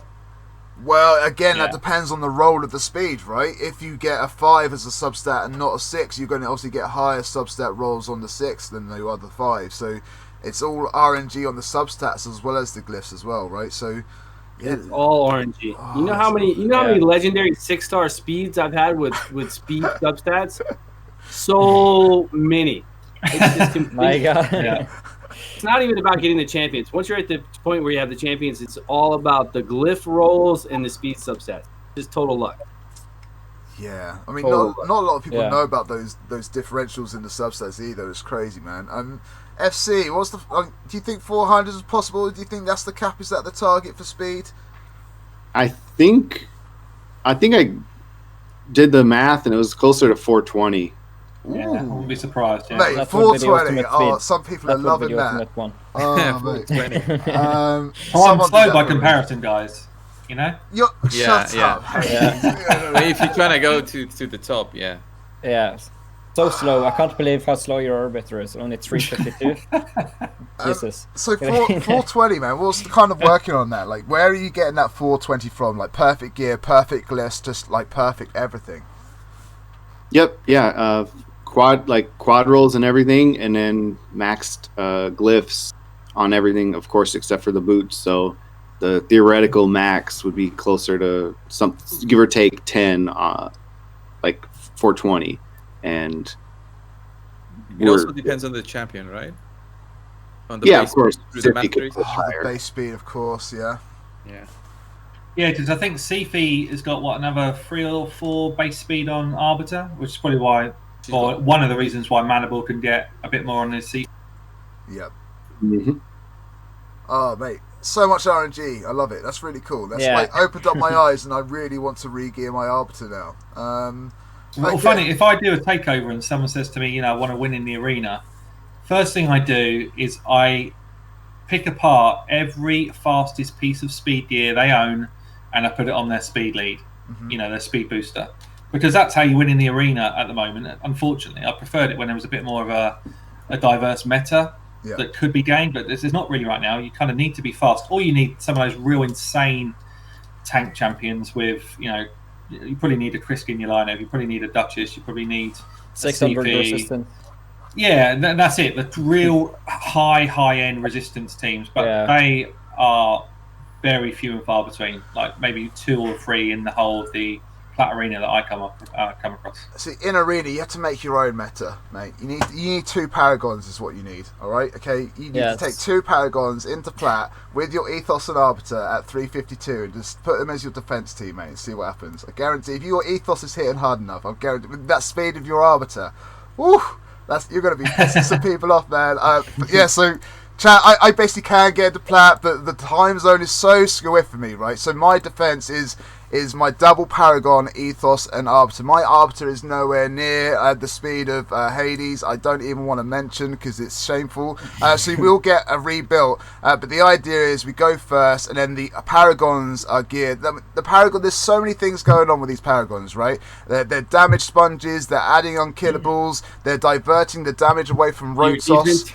Yeah, so Rotos obviously has that block revive going on, and because these guys are level 30, got next to no health, level 60, still next to no health, Rotos will target the one with least health first, i.e. either of these Paragons, which buys more turns for Ethos, right? And I've had so many wins with this team of late. I've been telling the chat to find me and attack me because it's been going too well, right? So I've been getting close to plat, and that's not really what I need for the team. But yeah, just let's see if we can just go in a random team with the Paragons. But yeah, if I was to get a 352 Arbiter, mate, Hades, you just need to get yourself a couple of Paragons, mate. I'm telling you, it is so fun when you get them rocking. I'd like to see that in action. Actually, I'm literally just looking for them. Where are they at? Have I gone a different filter? Where is he? There he is. Okay, so yeah, so if I go first, the Paragons will just put the unkillable because okay, so we've gone first. The Paragons, they're fine. They're at full health, and so when they're at full health, they'll protect the others on your team, right? If we don't go first, they'll put the unkillable on themselves. So everyone is at full health. The Paragons will put the unkillable on Ethos and on Arbiter, and then from that point on, they're sponges, okay? They're trying to take the damage away from Ethos and everything else, and Arbiter will revive them. And yeah, Ethos hits. It's all about Ethos, but the people look at the Paragons on level 30, but they don't look at the Ethos. So yeah, there we go. The Paragons are doing the unkillable, and we're just trying to buy turns for Ethos to do that, right? And so the Paragons are sponging everything, just buying turns for Ethos to get additional turn. And as soon as he gets that second turn, that should be pretty much it, really. But yeah, it's just really good fun. It's really mixing up the meta for me. It's a really cool auto team, and look at that. Who was that? What's his face? Who was that? Was that Fushan chipping in there? But yeah, it's just such a cool team, and I've been beating Rotoses and Miscreated Monsters and Madame Cereses with everything, Hegemons with Rotos and Lysandras. It's just a really cool troll team, and it's been great fun to make something different. And I've even seen copycats this week. I've seen people put in 2 Paragons with the Ethos and Arbiter, and yeah, just to try and copy the team as well. It's just been really good to make a different team which people kind of like, and yeah, mate, mix it up. If I get a fast speed on, then I would try and get them into plat just to see what the hell happens. It won't get me anywhere, but it's good fun. What has just happened here? FC, ever thought of using Paragons, buddy? I don't think I've ever used Paragon. not even to Cheers Nightmare. No, not even to Cheese Nightmare campaign. No, I got lucky. I used Ignatius and Dreg, and I just fought Nightmare until I stopped getting perilled on the boss stage. Oh man! I reckon I tried that about 50 times. And then I thought, I'm going to build my Paragon that was sitting as a 3-star in my vault forever. And I just thought, and I was trying to make a video on it as well. I was like, you can definitely do this, guys. And I kept saying the same thing again. My throat was sore the amount of times I resaid the same words. And then I was like, nah, I'm getting the Paragon out. I'm making a different video. I mean, don't get me wrong, it's all about the ethos, but the Paragons, they just draw people in, and when you get them going, I've also had them in Nightmare campaign just for the sheer heck of it. Just so 2 Paragons and a Rotos, you get the speeds aligned, you put it on auto, and the Paragons will literally juggle the unkillable if they're fast enough between the 3 characters. And it's literally on tenterhook stuff, because if it doesn't, one wrong move and that's it, it's game over. But they keep on juggling, and yeah, I've got my personal best in Nightmare campaign with that strat. It was pretty cool to get that going. Love Paragons, very fun character to do. Guys should check them out. If not for the Nightmare campaign, try some troll teams. They're really cool. So back onto the gear. While we had that little sidetrack, the Reflex 4-piece set. 30% chance to reduce the random skill cooldown. Ice Golem's Peak. Cold Brew, have you used much of the Reflex set at all from the Ice Golem? It's a good old friend in the Ice Golem. I think last time we talked about Ice Golem, we liked 1 piece of gear, but yeah, Reflex gear, buddy. Much experience with it? Not much experience, but I like the set, although I don't know about... I think there's some way to improve it. It's only like a 30% chance to reduce a random skill cooldown by 1. Mm-hmm. If it was completely, it would be a crazy set. Maybe put it like 18% chance to reduce it completely. Like a Kaiba. Yeah, that would be like great. you could use it in some kind of setups, like, you know, the challenges that I have with Hades and Stu. We could use like a reflex set, get some crazy reduction in the cooldown for, I don't know, the cold hearts, and we would have some fun with those. But instead, it's only one turn. So maybe if they made it a 2-set. I was just thinking that. So a 2-set could be a Renegade, the 4-set could be the Kaima, you know?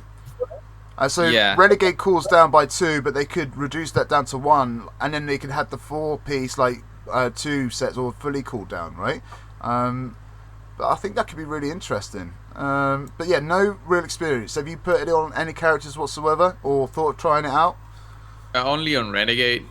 I think I placed it once, just trying out some kind of speed setups for dungeons. God, I didn't even think of speed. I mean, the Fire Knight. No, not really. But it's just I haven't really found a use for it either. Incredible John, you use much reflex, buddy? No, I actually have never used that set before, so I can't really. I think it's reflex. I'm actually in an arena battle, so I don't. What does it do again? 30% chance to reduce random skill cooldown on a 4-piece.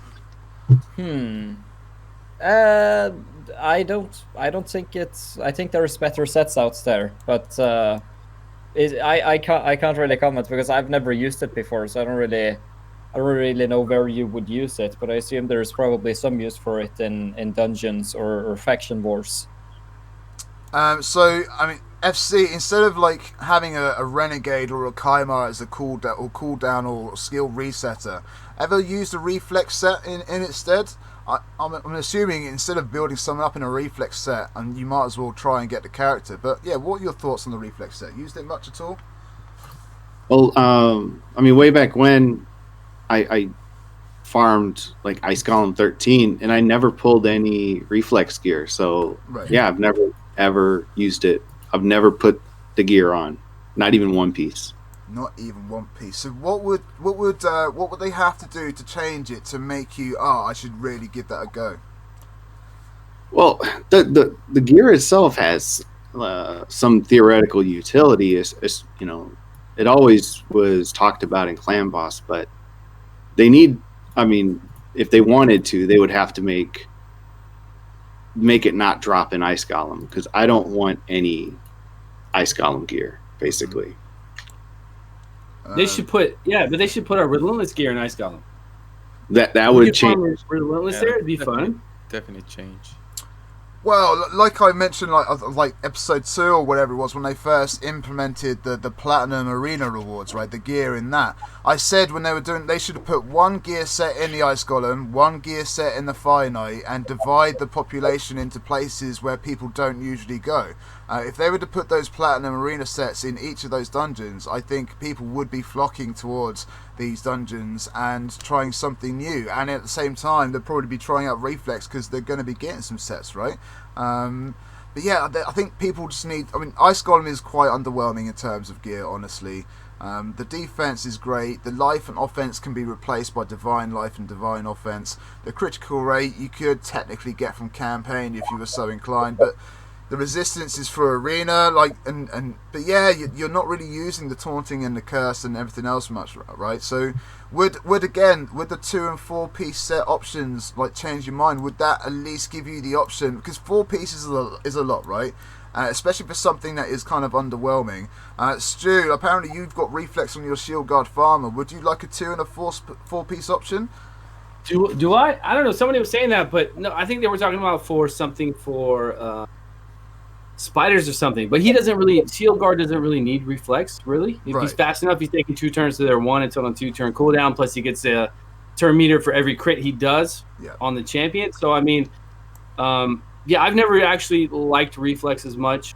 It's cool for something like Bad Alcazar, but not. I mean, if you can get Relentless gear and get an extra turn, it's just so much better. So.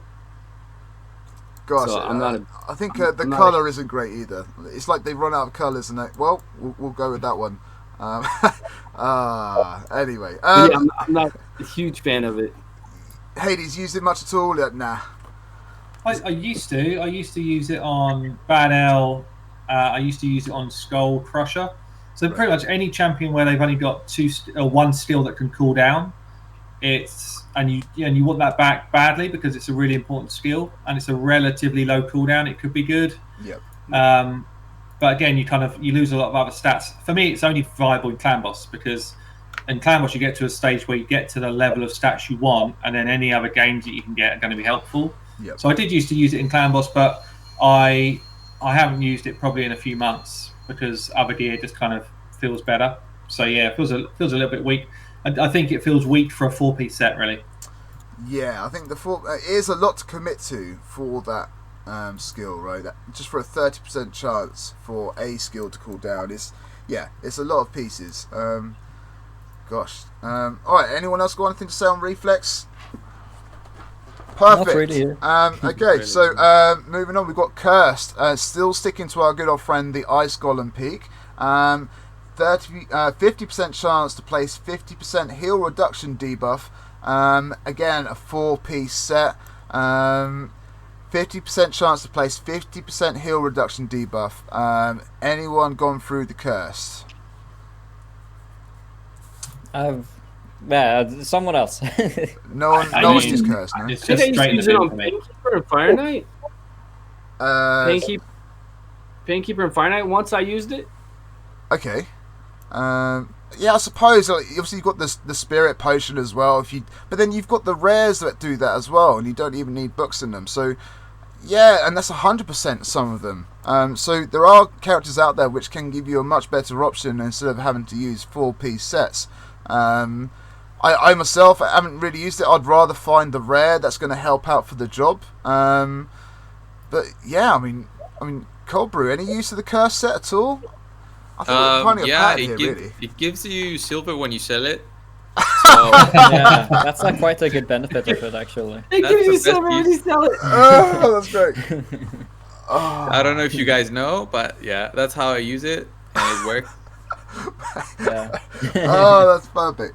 I think we're seeing a trend though, right? We're seeing most of these sets have been out for so long, and some of these are underwhelming. And we do need people to go into the Fire Knight and the Ice Golem, and these sets just aren't bringing us to it, right?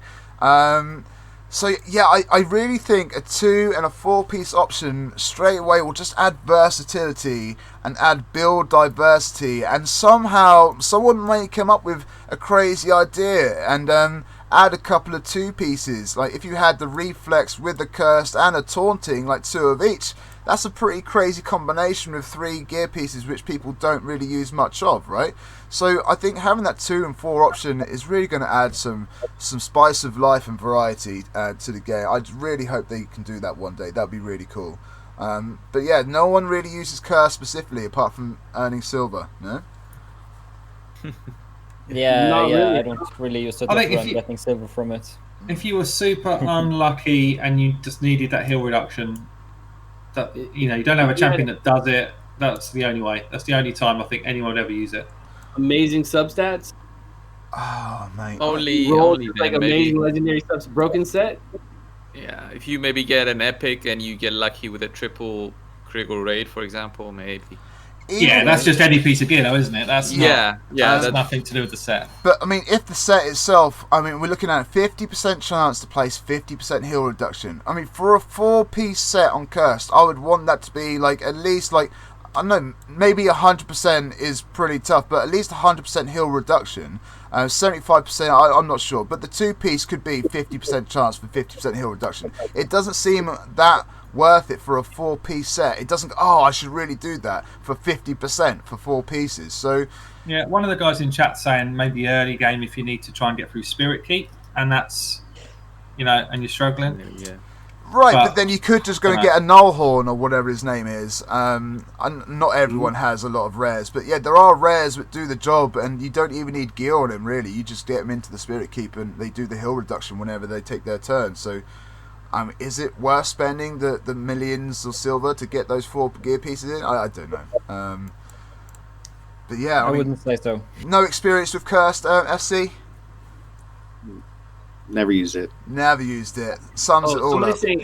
Somebody's saying use it with Lordly Legionary. A Legionnaire. Yeah, he's pretty pretty good, I think. Yeah, he's good for the Fire Knight, right? He's good for single target damage. He's for guarding your silver part, I think. Right? He's good for guarding your yeah. Mullet. He's good for carrying some extra artifacts for you in the vault. For sure. That's what I've heard if you put resistance on him, really high resistance, you get higher player power. Oh, I see. Yeah. Yeah. See, I think people use those that aren't in Platinum Arena or Arena in general try to push. I swear people are just using it to upgrade their player power, just to use that gear. Sure it would surprise me. But yeah, Lordly Legionnaire, I mean, I haven't used him yet. He's the wrong affinity for Finite, which we've discussed before. So I've kind of got Finite covered now with Xavier. Got Xavier, by the way, this week for the 10 tie. I had my finger slipped, and I opened up 10 Ancients instead of 1 Ancient. And I got Xavier and 2 Epics, which I haven't got before. I literally put a rough build on Xavier, as I do. So when I build someone for the first time, a Harvest Jack who's based on HP, etc., etc., I will put lots of HP in just to kind of see how they work and how they run, and I'll change the build later, right? Xavier is based on attack. She has full mastery, she has no books, and I've got 7,111 attack.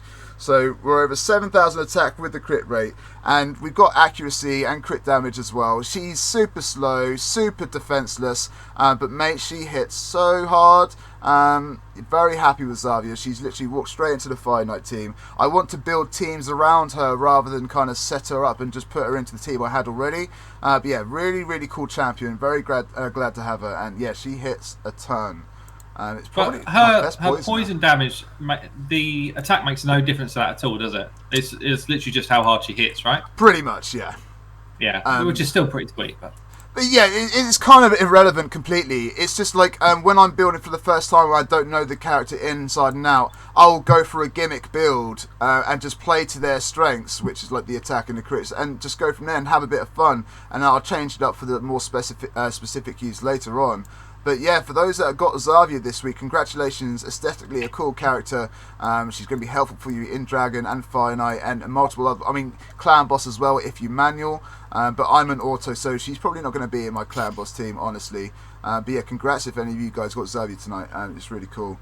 So yeah, we've gone through the curse. Now the Frost set is going to be quite interesting. So I think someone mentioned it. So Frost is a 4-piece set. 20% chance of placing a freeze debuff on the attacker.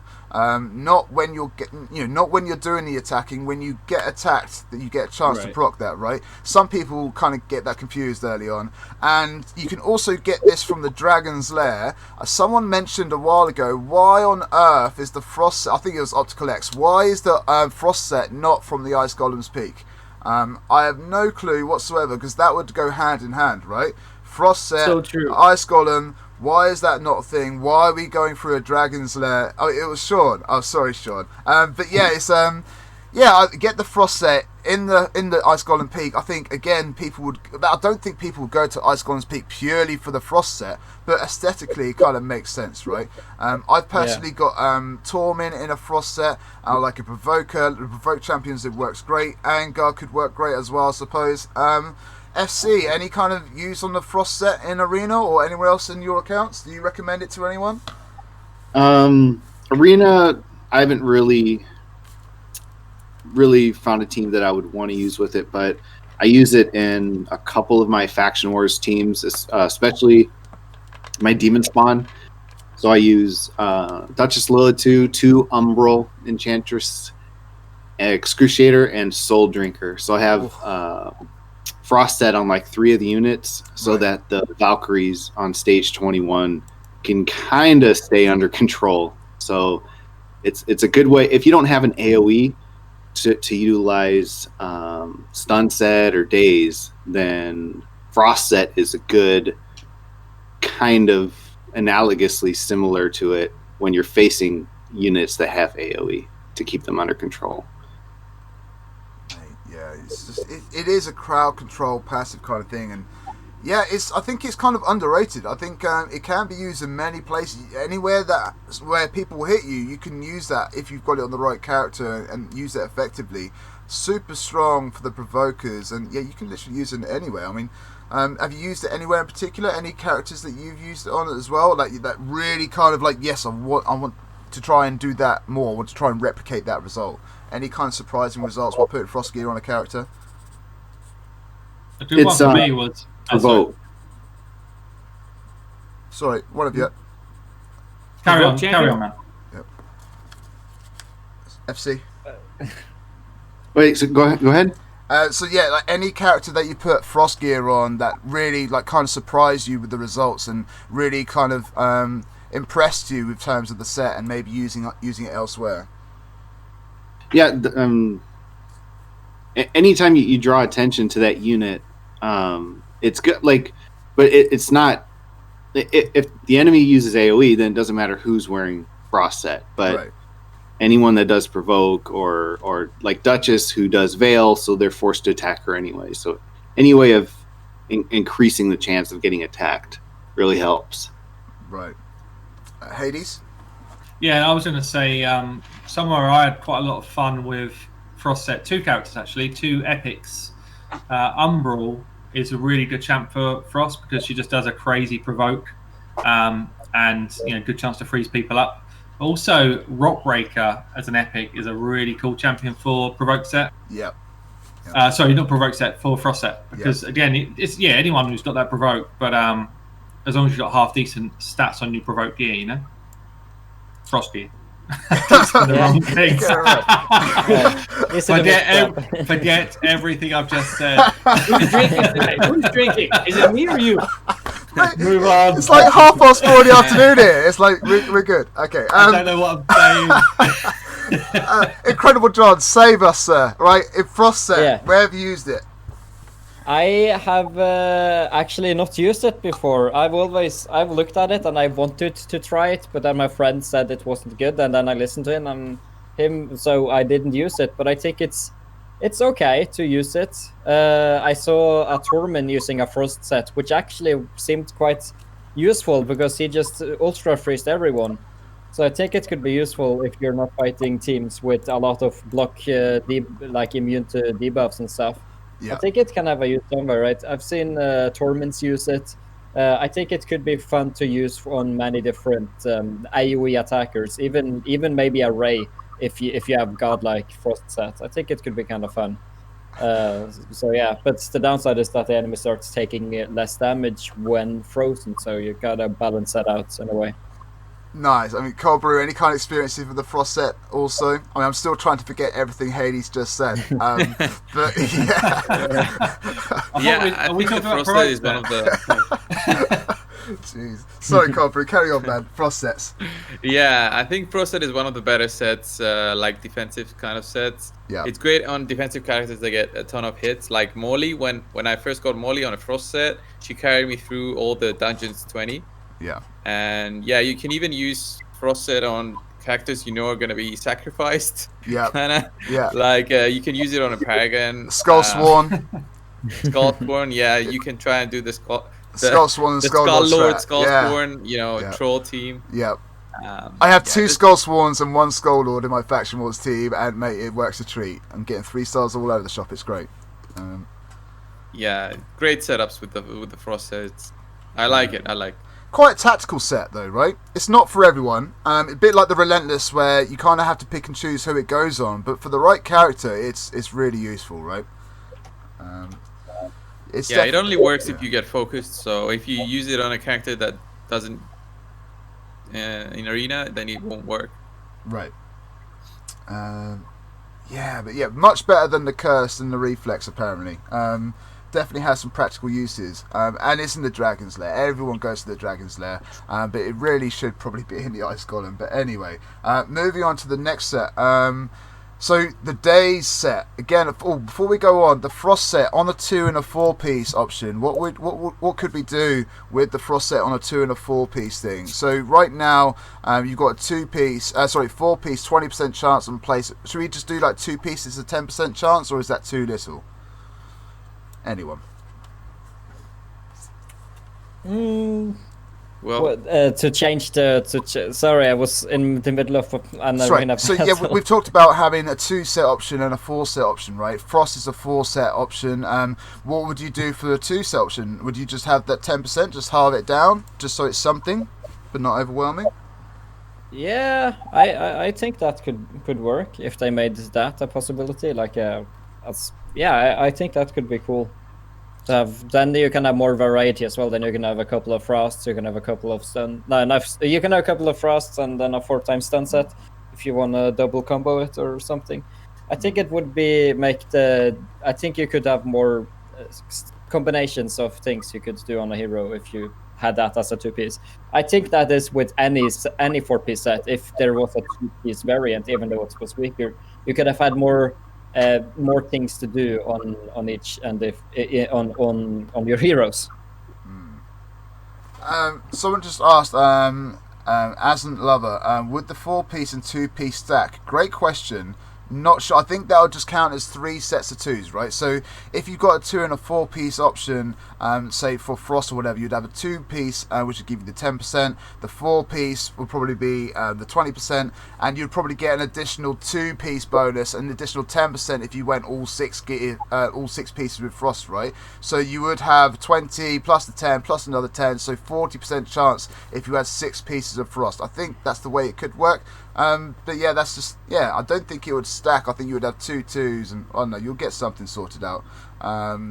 So who else kind of, where are we at? The days, I think that is the Frost, but we're going to go on to the days real quick. Literally, probably the most unimaginative set that we have going. Like, it's a sleep, which straight away, so for those that have sleep on their characters, as soon as you put someone to sleep, as soon as they're hit again by anyone or anything, they wake back up, right? So instantly, straight away, the stun set is far superior. The frost set is far superior, because they're going to keep them stunned until their turn meter goes max and they start their turn again, right? Days, they're just going to get woken up. I don't think many people use it at all. But I mean, any of you guys had experience with the day set? Incredible John, ever used the day set? I have never used it before, but I don't think it's a great set. I don't like the entire sleep effect. To me, it's the should mechanics, be right? somehow buffed in a way. They need to figure out a way around that, because I don't think it's worth putting any effort into doing anything with that set, to be honest. Just my opinion, though. Like, they need to do something with it, because you're going to get hit regardless most of the time. Yeah. So it's a useless set. It's better to use offense and that, or any other, like as you said, like a stun set or a freezing set. Right. Stu, ever used the day set, buddy? I doubt it, but Day set? Yeah, I don't think I've used that lately. Lately, that's something. There's just so many sets that we just haven't even thought about using, right? And they're just underwhelming. They're not really worth our time and effort. We could say, like, I think we've come across 10 gear pieces already, like over the last few weeks, that we just don't use. They have no practical use to. I mean, should days just be straight up removed from the game, Stu? Yeah, well, I don't know about removed from the game, but we should keep it in there for. It can come into play later on. You never know with new content, with new arenas. Who knows? Could be some, but they could definitely upgrade some of these sets.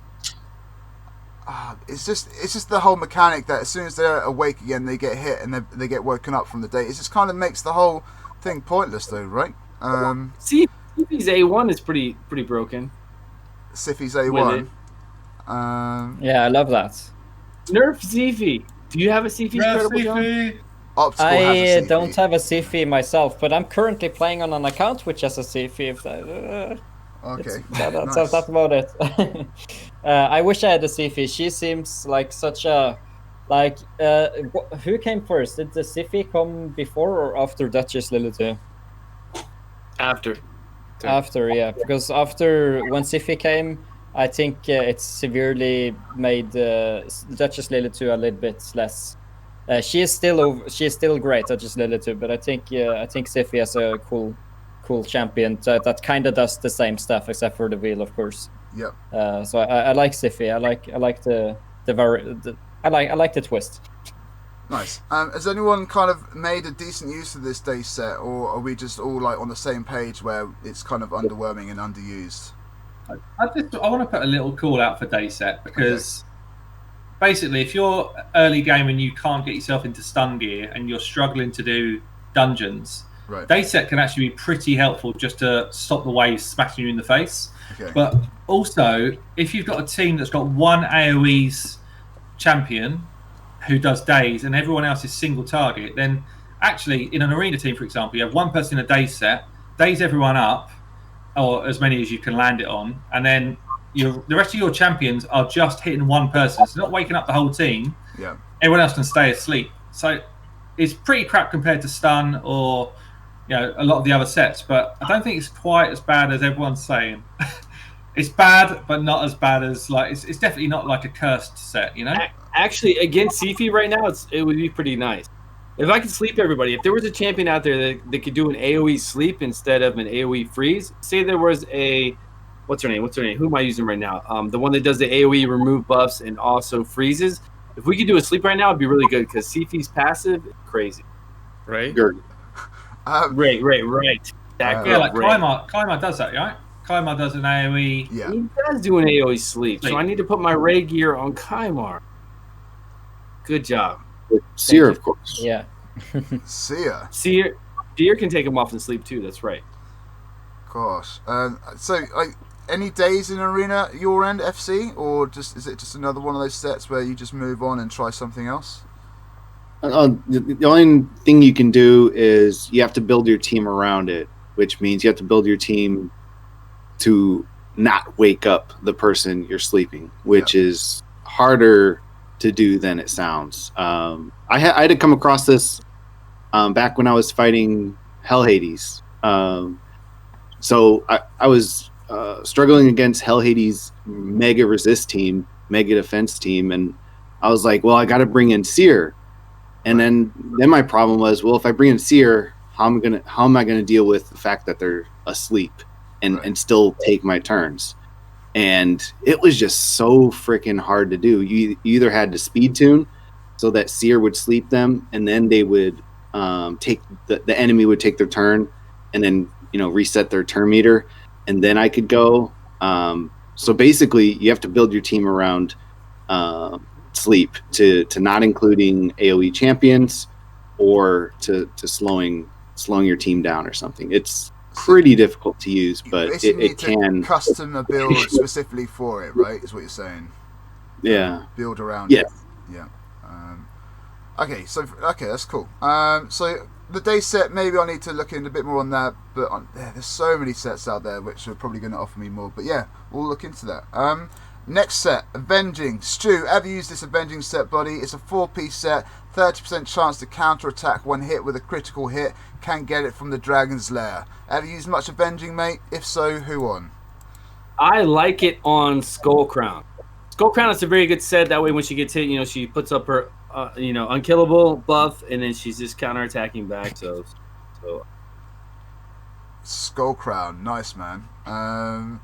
So 2 and a 4-piece maybe. So we could have the 2-piece as a 15% maybe, and a 4-piece for the 30%, like we've got right there. Again, it's a set that I got a Valkyrie quite early on, so I've always been using my Valkyrie and my Martyrs for counter attacks and stuff.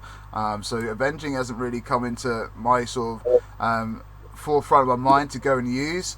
But yeah, anyone else been using Avenging successfully? No.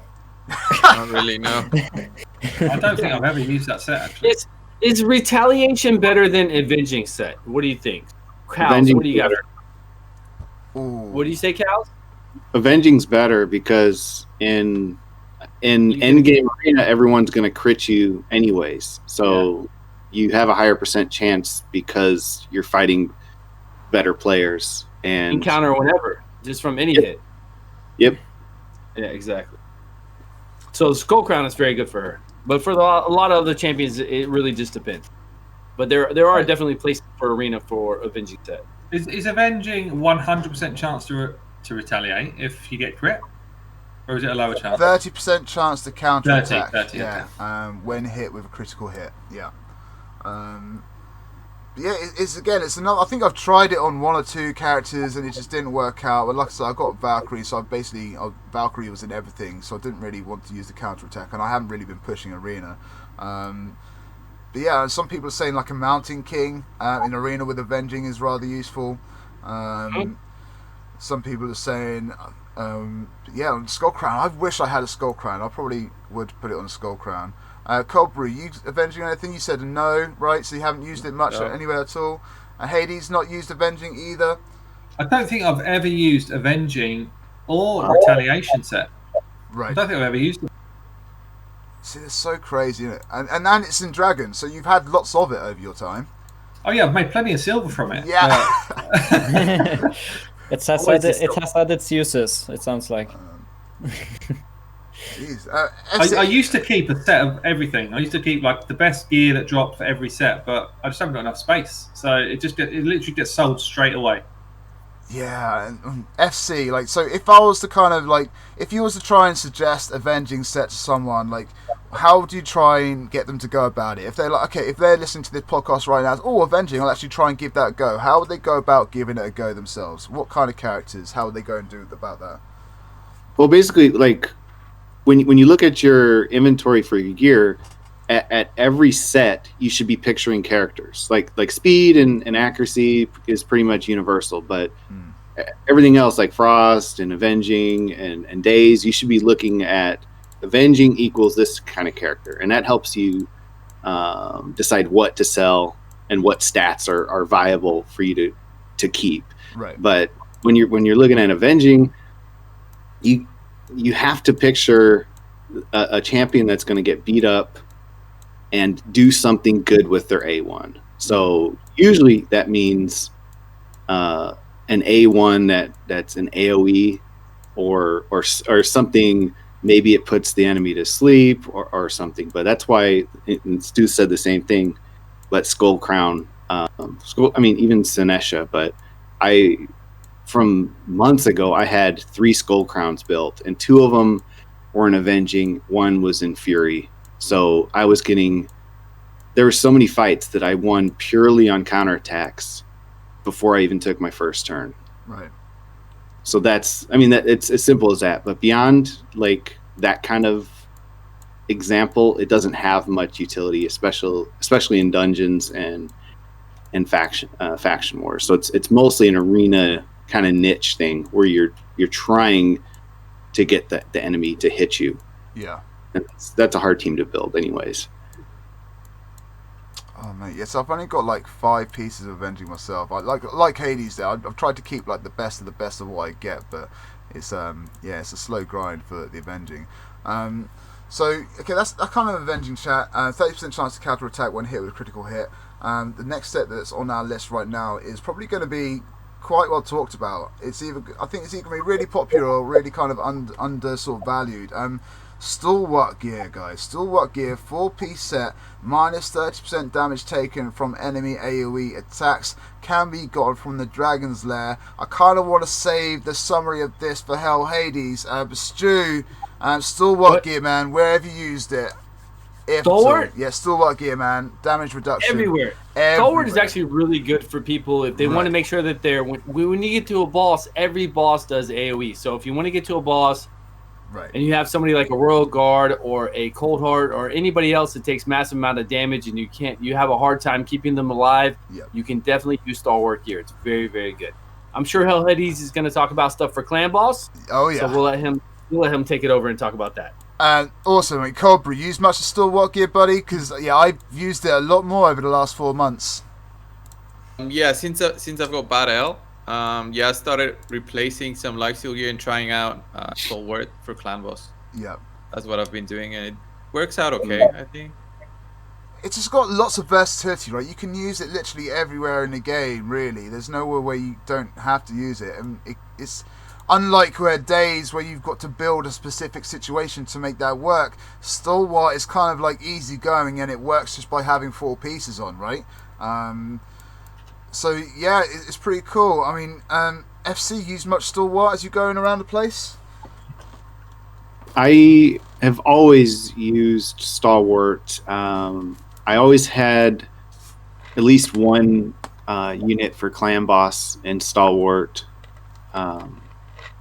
And then my Cardinal is in Stalwart. She's got 632 resistance in Stalwart.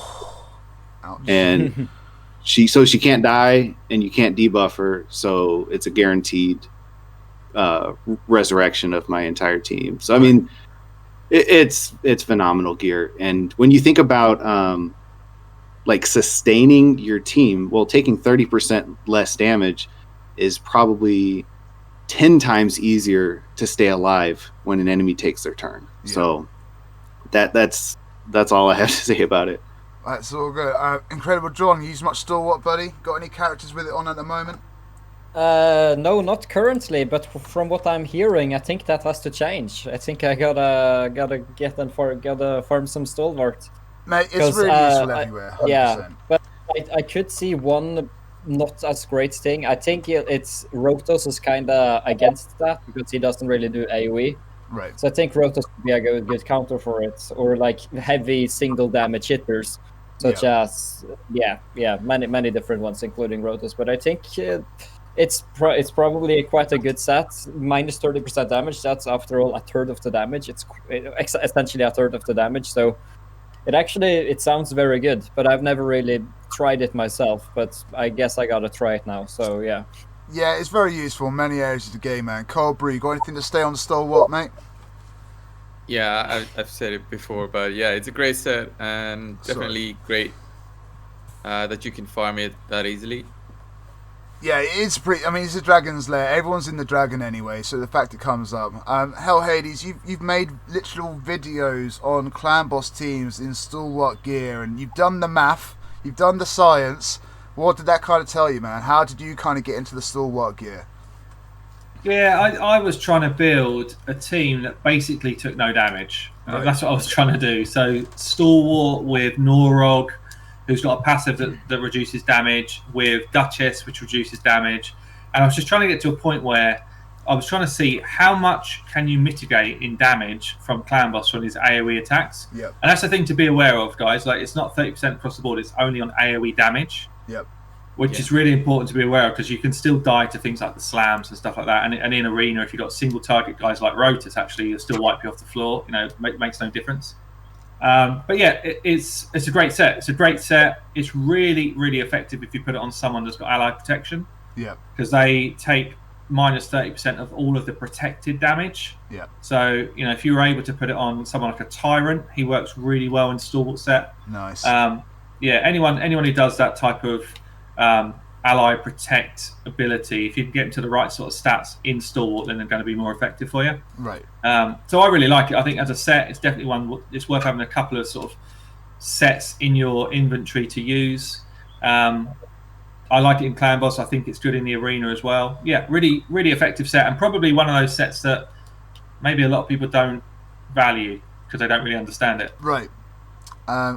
It's just.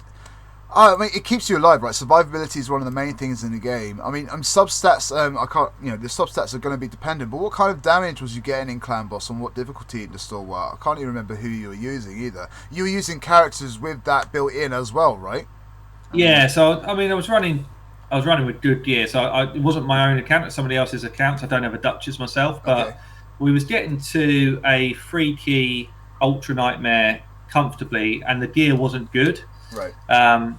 And what happened was, I mean, and that was with champions that you don't see in Clan Boss really. So, you know, you had Norog, you had Duchess. Yeah. I think we might have had a Vizier in there and a Bad L, to be fair. But other than that, it wasn't like a crazy team. But even now, so I've got a really fast team that does a lot of damage. Yeah. I'm hitting like 50 million a key on Ultra Nightmare with a speed comp, and my Shold I've got in Stalwart because his base defense is really low. Right. And I find if somebody's got a really bad base defense, it's hard to keep them alive and Stalwart's a really good way to kind of supplement that. So, you know, minus 30% damage when someone's only got 900 defense, it almost makes them feel like they've got 1200 defense, you know? So it just gives you that kind of cushion of survivability on somebody. Venus is pretty similar. Venus has got a terrible base defense, but a brilliant champion. So how do you keep her alive to be effective long enough into a fight that she's actually worth putting in? So Stalwart can do that. Nice. So someone just mentioned in the chat as well. Yeah, not a crazy team, just 5 legendaries. Yep, that's just that's the way it goes when you're creating teams, huh? Yes. Well, by that I meant like not like I know. Yeah, like the oral tans and all that sort of stuff. So, It was like Norog was the vault guard when I was doing that work. He literally never came out the vault. Yeah, not CB related champs really, like you mentioned. Yeah, exactly. Different champs. So yeah, Stalwart is really cool. Does anyone want to say anything else about the Stalwart gear? We've got 2 more set pieces to go. Awesome. Frenzy set, chat. Frenzy set is what we're on now. 4-piece gear set plus 10% turn meter for every 5% HP lost. Now, you can get this from the Fire Knight. Now, I think this is one of those sets that needs to spark that little bit of creativity to kind of get it right. Like, so, for example, if I was to say my Paragon, you all know he's got like 12,000 health, if that. If I was to put, obviously, a Frenzy with some speed stats on, he's going to gain turn meter for every time he, like, loses health. And if he's got Unkillable on him, then he's going to have next to no health, a lot of the time, and so that turn meter reduction meter is going to be boosted, right? But yeah, again, it's something that I haven't really used, but I know that it can be manipulated and used well with the right techniques. Anyone had any good, successful stories with the Frenzy set at all? No. I do. Yeah, you can. Really. Let's go, FC. Hold on. I started building Frenzy sets as an original Hegemon counter because Hegemon used to always have some kind of damage. Right. So you boost Seeker, Skull Crown, anybody to take the hit. Yeah. Or, I mean, anybody. It's a little more difficult now because no one wants to run Hegemon with damage. Right. So, everyone's Hegemon now hits like a wet noodle and has really high accuracy, so it's really hard to run it. With a 4-piece set, you want it with really high resistance. Right. But it's hard to do. I'm struggling to implement it in any aspect of the game right now, even though I have good gear. That's all I can tell you. That's why if we had a 2-piece immunity set, it would be beautiful. So exactly. What would help the Frenzy set out and to make it more practical? So you're literally trying to implement it any way you can. What would help you to implement this into the game a bit more for you? Well, the problem isn't the gear is really good. The concept of the gear is phenomenal. They came out with all the units, and they created a new meta in Arena that basically nullifies its utility. Right. So you can't even blame anything except for Plarium on that one. Right. But yeah, it's something that I haven't really tried out. I think I tried it out on like an Umbral Enchantress just for like faction wars or something. I was getting curious, but other than that, like I haven't really tried it out on anyone else. But yeah, it looks like you need to spend a bit of time to kind of get it right. Hades, any use of the Frenzy? I've used it a couple of times. I've used it on. This is one where you get more turn meter, right? More turn meter as your health drops. Yeah. So 2 champions that this works well on for me was Miscreated Monster. No, it's not. Mausoleum Mage and Skartorsis. So the 2 of them do the same thing really. When they take a bunch of damage, they cut in. And what I was using them for is I had a really high resist, but in Frenzy. So they would cut in when the rest of my team were getting debuffed and nuked, get their turn, remove all of those debuffs, and heal with their A freeze, and speed my team up, and then it enabled my team to go first. So basically, I had a slow arbiter at the time, and I couldn't ever win the speed race. Yeah. So I used it as a kind of false way to win the speed race, which worked pretty well. But that's the only time I've probably used it to any effect. Mate, that's crazy. Cold Brew, no use on a Frenzy at all, mate? Not really. I tried it once, but now I don't even have enough pieces to try it more. Yeah. Yes, I tried it once, failed, and I kind of moved on. But all right, so it looks like you're going to spend a bit of time to try and get that working, but it's going to take a little bit of creation and a bit of thought process to try and get that working, right? So the last and final set that we're going to talk about today is the Regeneration, which again is in the Fire Knight's Castle. Again, it's a 4-piece. Heals by 10% every single turn. Fire Knight's Castles. Guys, Regeneration, very useful. Yay or nay? I'm guessing so. Yes. Yeah, anyone using him anywhere in particular? Because like it's one that I've kind of been woken up to a little bit late. Haven't really been farming the Fire Knight as I mentioned, so I'm farming the Fire Knight now. I'm getting the regeneration set. I am going to be using it on several people. But yeah, if you get heals by 10% every turn, if you've got the stack of the HP, that should be healing you up, especially on a Vrask or something as well. Like it's literally Vrask's thing every turn, and yeah, that's really cool. I mean, who's used regeneration? Would you use that over Immortal though? Would anyone ever use it over Immortal set? With a 3-piece Immortal, you get what, 9%? 2-piece Immortal, right? Yeah, it's a 2-piece set. Yeah. 2-piece Immortal, plus you get the extra health, which you don't get from regeneration. I personally never used regeneration, but I've always seen it as a pretty poor example compared to its kind of counters. Nice. Maybe I don't understand it right though. I might not understand it right. Cold Brew used much regeneration? Not really, mate. No. No. Stu used it much at all? No, not really. It's 10%, right? 10% heal on yeah. a 4-piece set. Yeah, and then you can use the other one for 9% with a 6-piece set. So I mean, not really. Not a lot. FC. I mean, both are great, but if you want heals. Yeah, I suppose. I mean, FC used much at all?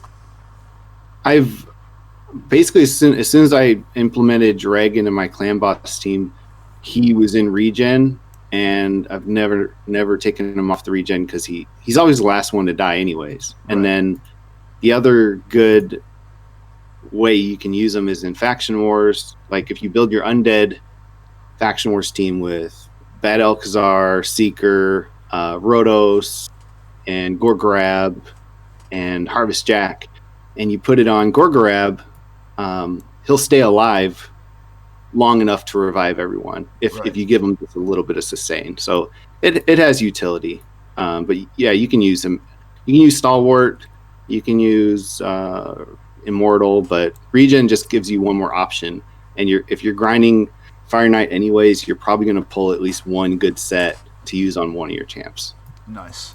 I'll probably use it on a couple of people later on. But yeah, right now I'm just giving some pieces up. So there are our 10 pieces of the day. We was going to talk about kind of account takeovers in general. I mean, FC, you take over accounts like all the time. I mean, most of you guys jump on accounts nowadays. What are the top questions that you get asked, apart from when's the next 2 times? Like, what are the top questions that you guys get asked when you do account takeovers and stuff? How do I gear Cold Heart and Royal Guard? Right. That's 90% of what I do. Yeah. The most basic questions. Why is this defense percentage gauntlet on Cold Heart? That's great. Why did you get these flat stats? Yeah, they're FC told me to. I think everybody asks about spiders. Anybody I ever do account takeover for is always about spiders. I mean, yeah, if we were going to break you guys up into categories, I mean, Hell Hades is probably on the clan boss. You're probably on the spiders. We've got FC that's probably on arena. Cold Brew is the campaign farmer, as we all know with the Saurus video. Incredible John was just here from the beginning, really. And so, yeah, it's weird how we were all kind of broken up into these different areas, and I kind of like that. I'm the not helpful one. I just look at accounts. I don't really do anything. Well, I'm sure you help out more than what you say, man. You know. Yeah, hopefully that's true. So yeah, like any other kind of top questions, like apart from the Cold Heart or the Royal Guard, like what do you have to try and? Is it like Hell Hades? I think we talked about last time. The first thing he looks at when he takes over an account is the Great Hall. Is that the kind of same thing for UFC to kind of get yourself situated? Oh, maybe I'm wrong, but I never look at the Great Hall. I instantly go to the Cold Heart and Royal Guards. That's great. So you just go straight to the characters and you just say, right, how's your Cold Heart and Royal Guards doing? And let's go from there. Yeah. Mate, that's crazy. So different structure, different folks. I mean, I go straight to the Great Hall as well now, like just to kind of see where everyone's at, and yeah, just the amount of bronzes, and they tried on one accuracy or something with force, but they've just gone with something else completely. Just stay focused on your Great Halls, chat. Okay, stay focused. Okay, so we're approaching like the 2 hours already, right? So I just want to thank everyone in chat, in all the chats, for jumping in tonight. Today. It's great to have you all here. Just want to thank everyone individually for jumping on. Hell Hades, I'll kind of come to you in a second. Cold Brew, it's great to have you on this week, man. I hope you enjoyed yourself. What you got going on for the next week? Where can people find you at? Yeah, of course, everyone can find me over on my YouTube page, but I also have my Twitch channel where I try to stream at least 2 or 3 times a week. And yeah, I'll be just working on my account and trying to help out others on Twitch. So yeah. Nice, man. So you go check out Cold Brew Gaming on Twitch and on YouTube, and go and hit subscribe and a follow on the respective sites. It'd be great. Incredible John, what are you up to this week, man? Thanks a lot for jumping on this week. Yeah, I am going to do what I do. It's kind of during this trying time, it's all kind of going in a blur.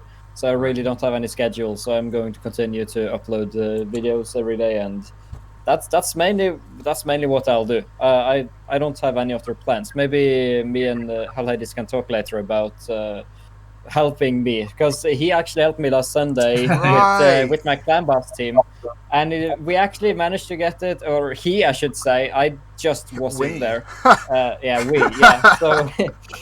So maybe he can help me do even better. But yeah, we did a 4-key team, and he gave me some tasks to do, so I've done those, so maybe we'll try and do something there. Who knows? Tell me, what is homework like from Hell Hades? What did you say? What is the homework like from Hell Hades? Yeah, so he's giving you jobs to do and tasks to do. What is that homework like? Yeah, it is. It wasn't too difficult this time, this homework. It could have been worse. It could have said, yeah, just get an entire new team. So I didn't say that, luckily. Hades, you're too light of a teacher, mate. You need to be strict, all right? You need to be handing that homework out. Yeah, I'd be like, yeah, I want a 3-key team. And he's like, yeah, no, you need to do a 2-key team, or I won't help you. He could have said that. So that's great, man. I totally forgot that Hades took over your account. We could have talked about that a lot earlier as well. That was really cool. I actually watched like the first 20 minutes, and that was really fun to watch, man. Street Gaming, buddy, thanks a lot for joining us this week. Thanks again for staying up late. I hope you've enjoyed your brews. What are you up to this week, man? And where can people find you? Just having fun streaming, doing YouTube, drinking some beers. That's it. Hanging out with you guys. Hanging out with all of this, everybody out here. Nice, man. Good stuff. So I sound so drunk already, but I promise you I'm not really that drunk. Always a good time, man. So before we kind of jump onto Hell Hades, I just want to say, like, yeah, there's loads of things going on, right? Without going into any kind of specifics, some of you know already, some of you don't. This isn't 100% guaranteed, but if you follow my channel, please start saving your shards. If all things go to plan, it'll be 100% worth it for all of you to be saving your shards. I don't want to go into too much specifics in case it doesn't work out, but yeah, just start saving up. Save your shards. Jump into my channel, get some info as soon as we get it, and that'll be great. Hell Hades, thanks a lot for jumping in again this week, man. It's great to have you. You've got some things in the pipeline, right? So if Stu, myself, Cold Brew, would like to go into the channel where we're all talking for your thing, there is a picture in there made by Fixion, which is a mod for Hell Hades, and he's actually in one of my clans as well, by the way. There is a picture there with the coming soon. If you would like, you can all take those links and post them in your chats just to kind of hype things up. And Hell Hades, what is it? What are we doing? What's going on? Do you want to reveal any more than just a picture, or what? I don't want to give away too much just yet, but basically we're going to have a bit of a content creator fight battle, which is going to last a little while. So a few of us are getting together to kind of battle it out on a group of different disciplines. It's called the Affinity Cup. I think that's all I'm going to say. There'll be a couple of videos coming out over the next 24 hours, which will give you a much better kind of feel for it, guys. But it should be a lot of fun. Eight of us. There's going to be 8 of us. It's big. 8, yeah. It's really big. 8 of us involved. Yeah. Should be cool. It's going to be really cool. I'm looking forward to it. It's really hyped up. So the Affinity Cup coming soon, guys. Stay tuned for announcements this week, next week, as soon as it kind of happens. It's sorry, is it like Harry Potter and the Goblet of Fire? Is it something like that? That's exactly what it is. Exactly. The Tri-Wizard tournament. Dress up as wizards and fight. Cosplay. Expecto Patronum. Okay. Stu's dressing up as team leader as Kale for us. I like it. Let's cosplay. do it. Oh, speaking of cosplay, Stu in blonde hair works too good. Oh my god. So someone cropped up an image. I think it was Fixian as well. He cropped up an image of. He put all of our faces on the raid pictures, and we had Hell Hades was in there as Elhain. Stu was in there as was it Aethel with the blonde hair. I was put on as Blood Gorged, and we had Chosen pictured as Gallic. Yeah, very, very cool. It was great to see all of that kind of stuff. So I put that link for the Affinity Cup in the chat. And yeah, keep your eyes and ears open for future information on that, right? FC, it's great to have you on with us, man. Thanks for being here. Where can people check you out, and what are you generally doing during the week? Oh, well, I usually stream on YouTube or Twitch. I kind of rotate about 4 p.m. Central U.S. time, and then I pick Friday or Saturday as my bad day on Twitch, and we do stupid things. Like shave your head whilst drinking fireballs. Like that. Maybe. Yeah. That was great. But yeah, go check out Fartingcows on YouTube and on Twitch, guys. He's literally just, like I said, he's on other people's accounts more than his own nowadays. He's trying to help out as many people as he can. So go and show some love. Go and hit that follow. Go and hit the subscribe. Guys, that's pretty much it. We've gone past the 2 hours. There's so much information we need to show you guys for next week. So looking forward to all of that. Thanks to everyone for tuning in on all channels. Go and show support on our YouTubes. And yeah, thanks for everyone. We will see you, if not during a week on Twitch, then we will see you next weekend, right? This is Shadow Legends Assemble, episode 7. Shadow Legends signing out. Thank you very much. See you all next week. Peace. See you guys. Cheers, guys. Catch you later. You guys.